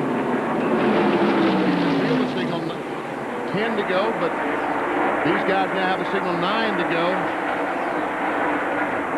Michael Waltrip, 7 career Busch Series wins. As you saw his last one coming in Charlotte back in May of 1993, 34 races ago. Coming up on a little bit of traffic. There they passed one car. They got 2 more in front of them right now coming off turn 4.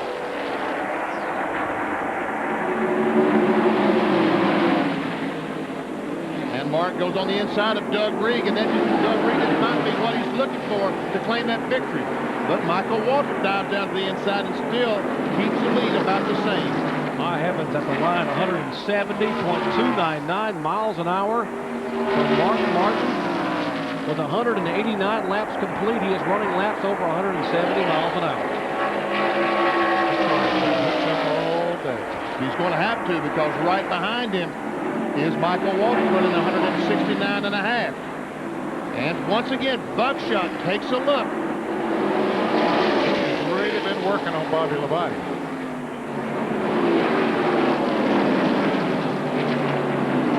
Bobby Labonte in the car number 44, Buckshot Jones, 26 years of age, from Monticello, Georgia. Dad Billy owns the car. And Michael Waltrip suddenly slows on the racetrack. Oh, what a tough break. Into the pits he has.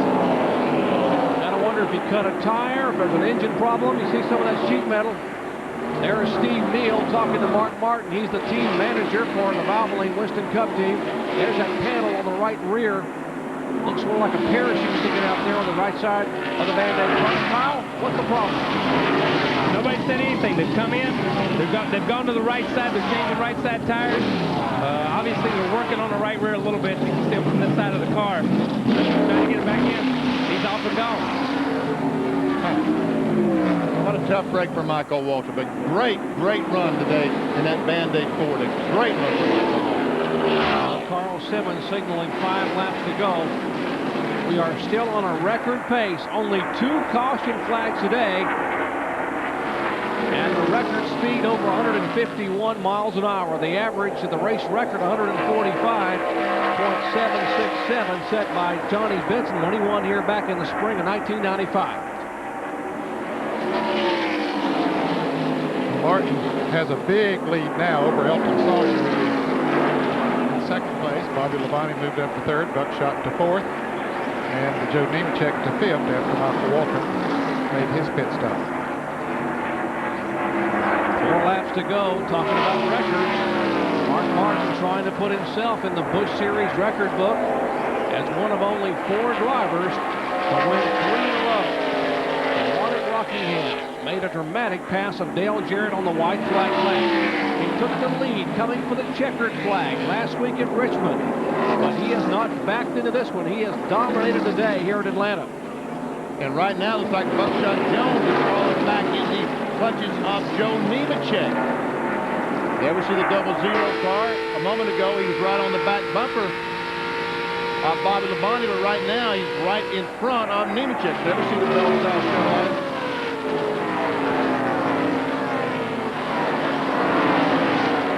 He might have used his tires up a little bit when he was racing Bobby Labonte so hard there, but he maybe decided to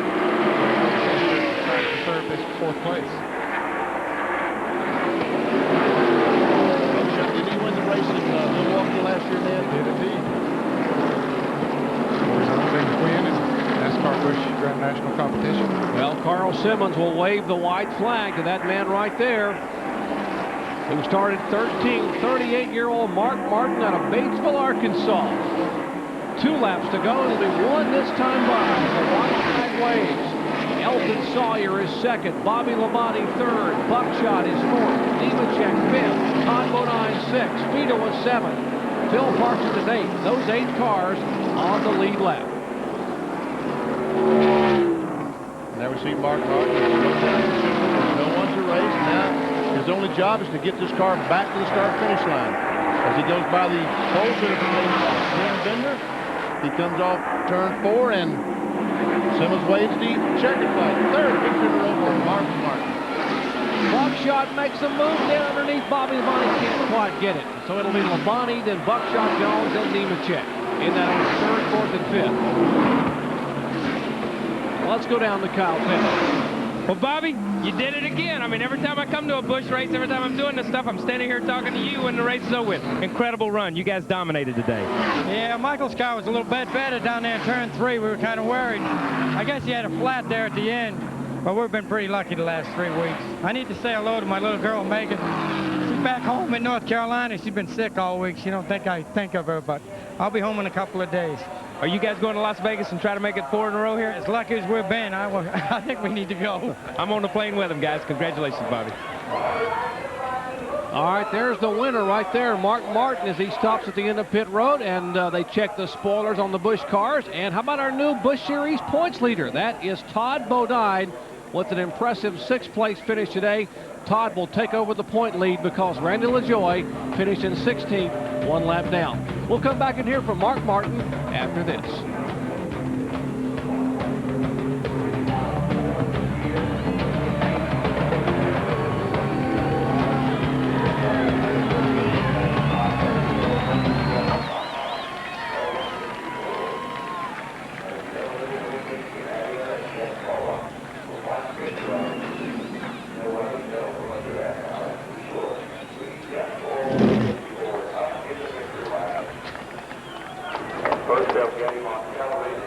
You want Lynn to go try to find Bob Jenkins? I don't know. You want Lynn to go try to find him?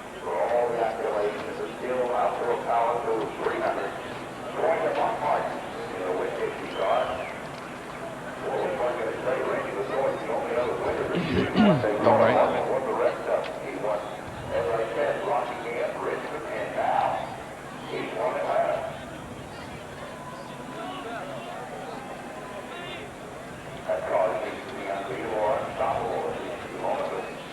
Back at Atlanta Motor Speedway, Mark Martin gets a big swig of Gatorade on a warm afternoon, sunny skies, got the glasses on, and he climbs out to celebrate his win.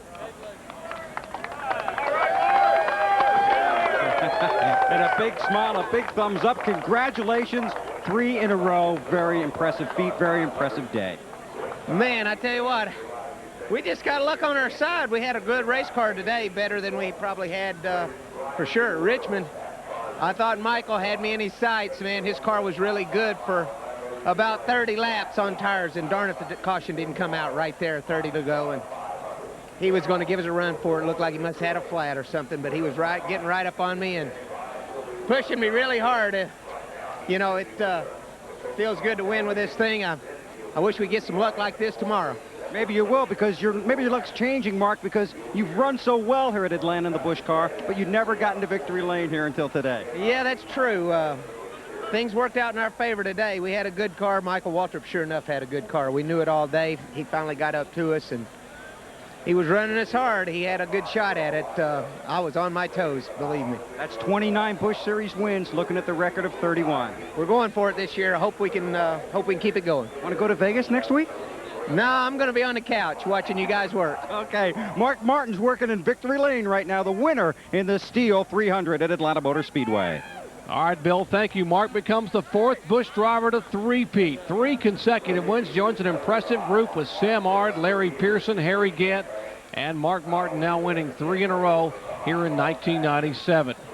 Now, we told you at 3:30 we would come on with our coverage of Happy Hour. We're going to stay here with bonus coverage of the Busch Series event. We're not going anywhere. We're going to stay here, and we'll have Happy Hour coming up at 3:30, that final 60 minutes, that wild scramble in the garage, what we call Happy Hour. It's organized chaos. And, of course, tomorrow, NASCAR Today, live at 12:30 p.m. Eastern. Dave Despain will set the stage. And then at 1 o'clock, Bob Jenkins, Jack Arute, the entire crowd will be on hand for our live flag-to-flag coverage of the Prime Star 500 NASCAR Winston Cup race from here at beautiful Atlanta Motor Speedway. Back with more bonus coverage of Busch Series action in a moment.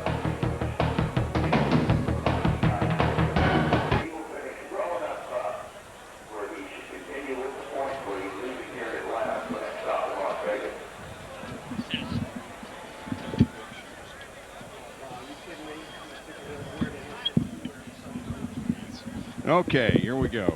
Roll your tape. How'd it go, guys? Okay. Not bad, Bob. All right. Yep. Okay. Okay. Okay.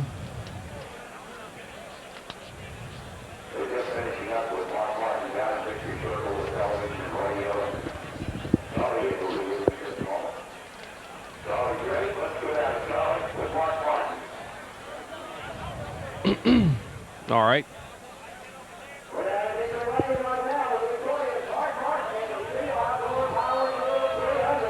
Back under sunny skies here at Atlanta Motor Speedway, Hampton, Georgia. The STIHL Outdoor Power Tools 300 is history, and Mark Martin has won his third in a row in 1997. Great crowd on hand as the celebration continues down there in Victory Lane. Mark and the Winn-Dixie crew celebrating. And now Bob Jenkins, our host for Winston Cup action on Sunday, joins us. And Bob, I'm going to let you cover the bonus action here in Busch Series. I'm going to head downstairs and get ready for that scramble, what we call happy hour. Okay, good job on the Busch race as Mark Martin drives to another victory. And now let's talk to the driver who finished in 4th position, Buckshot Jones. Thank you, Robert. Little home cooking, Buckshot, here in Atlanta. Big race for you, great finish. Yeah, it is. It's always good to come back here to your home track and run good. I was a little worried there at the beginning of the race because, our car wasn't exactly right. But, Ricky just kept saying, be patient, we'll work on it. And every time we come in, we worked on it, and it got a little bit better. But, my hat's off, to my crew today. I mean, they're the ones that got this car ready and got it running as good as they did. And, I want to thank our sponsors, Aquafresh, Keeber, Entanglement, and Crown Fiber Communications. Without their support, we wouldn't be able to be out here. But, I guess I just like to say hey to all my friends here in Atlanta and all our fans. A door-to-door battle with Bobby Labonte in the closing laps. Yeah, everywhere I try to get a high or low under Bobby, it made our car push. But, heck, we'll take the 4th place. But, it's better than coming home with a wrecked car. But, we're looking forward to the rest of the season. We really got good motors from B&R. They build the best motors. So we're looking forward to the rest of this season with them. All right, congratulations on today. Thanks a lot. That's Buckshot Jones. I'm going for Elton Sawyer here in a second.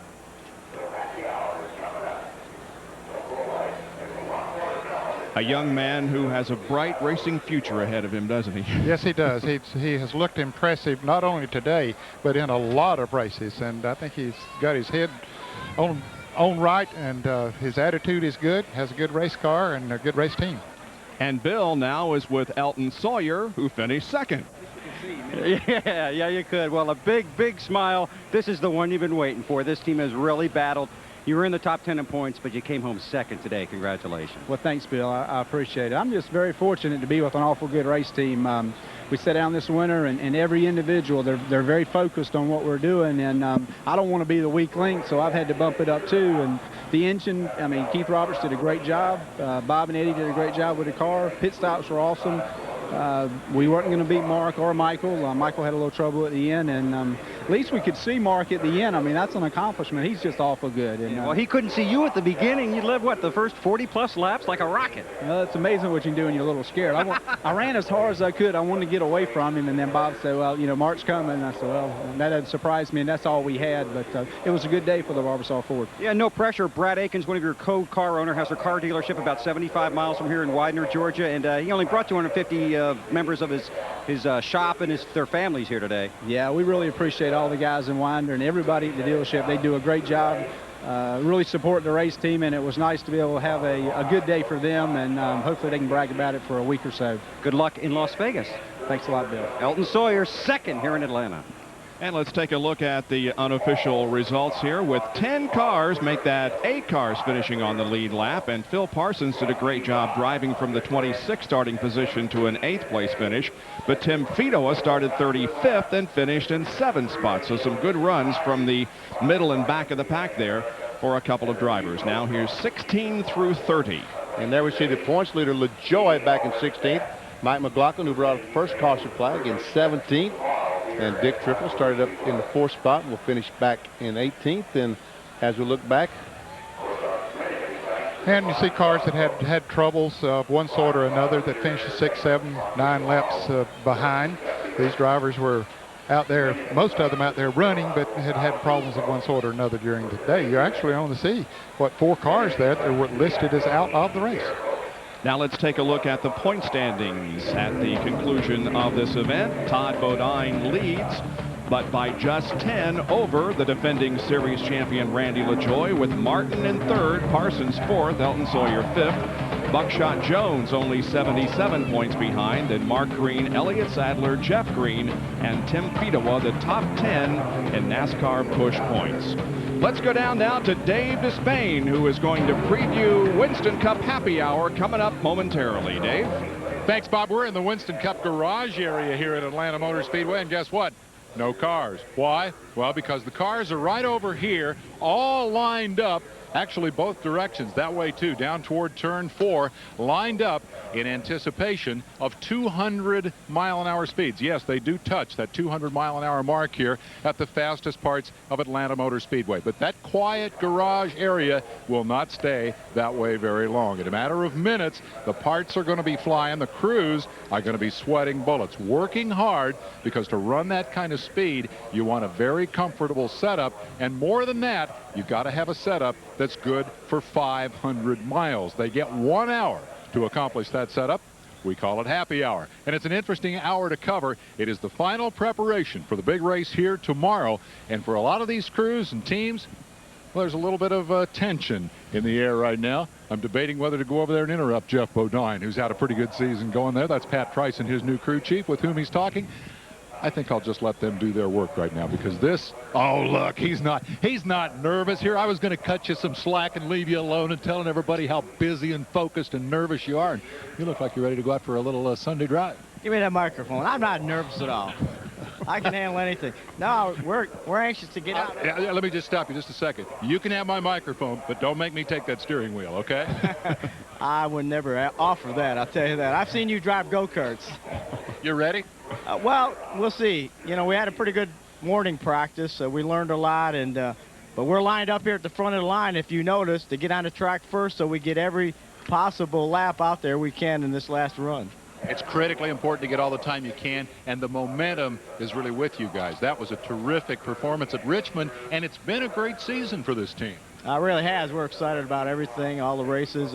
But that momentum at Richmond, I think it's back there. This is a different track, faster, you know, altogether different. You have to build the momentum as you're here at the track, and we did. We qualified 8th, practicing good, so that's the momentum we need right here. There's a guy who knows the #1 rule in racing, and that is what you did last year doesn't count for much. Let me just turn around here and get a quick word with the crew chief, because really the focus of happy hour is these guys. Pat Tryson, congratulations on all the success so far. What are you going to work on for the next hour? I'll try to get him a little better getting in, and try to get him better getting off. Everybody think they have the same problem right now. Everybody's a little loose in and tight off, so we're going to try to get ours so we're real good in and real good off. All right, good luck. Maybe we'll get a chance to talk to you in the next hour. Meanwhile, let's go back to Bill Weber.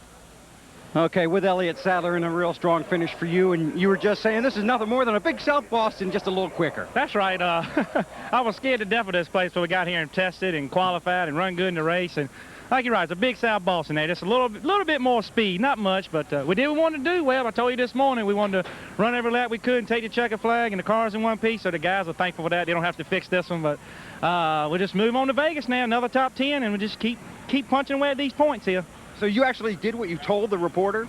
You told us the truth? Exactly, for the first time ever. But that's what we wanted to do. We wanted to finish the race and run every lap we can, gain as much experience, and we did that. We knew we were going to be a little tight, and we were all day long, a little tight, but hey, a good run for the Diamond Ridge crew. Briefly tell the story about following Mark Martin in practice.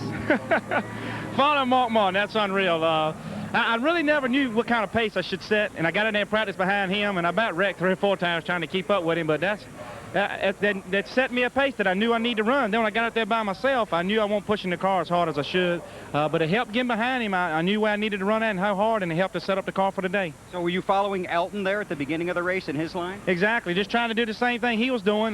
His line's a little different from Mark's, but just trying to learn from them guys as much as they can. They're helping me whether they like it or whether they know it or not. The guys are helping me a lot, and just trying to learn what I can, and we'll see you in Vegas next week. Are you old enough to go to Las Vegas? I don't think so. I gotta get a special permission from my mom and dad. Okay, bring a note. We'll see you there. Okay, thank you, William. Elliott Sadler, another great finish. 9th place in today's 300-mile Busch Grand National race. I'd say that guy's going to be okay in this business. Yes, he is. There, ladies and gentlemen, is the pole sitter for tomorrow's Prime Star 500 here at Atlanta Motor Speedway. And coming up next, their final opportunity to dial the cars in for tomorrow's race. It's called Happy Hour as we continue our coverage from Atlanta here on ESPN2.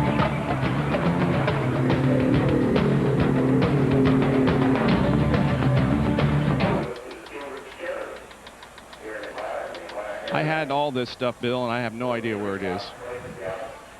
What stuff?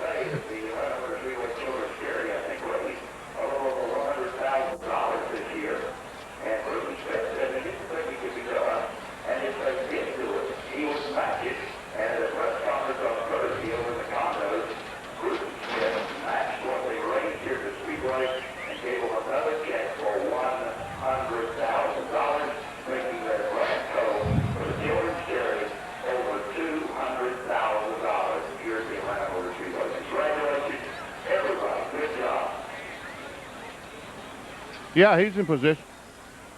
Right with the trailer, right with the cart, golf carts.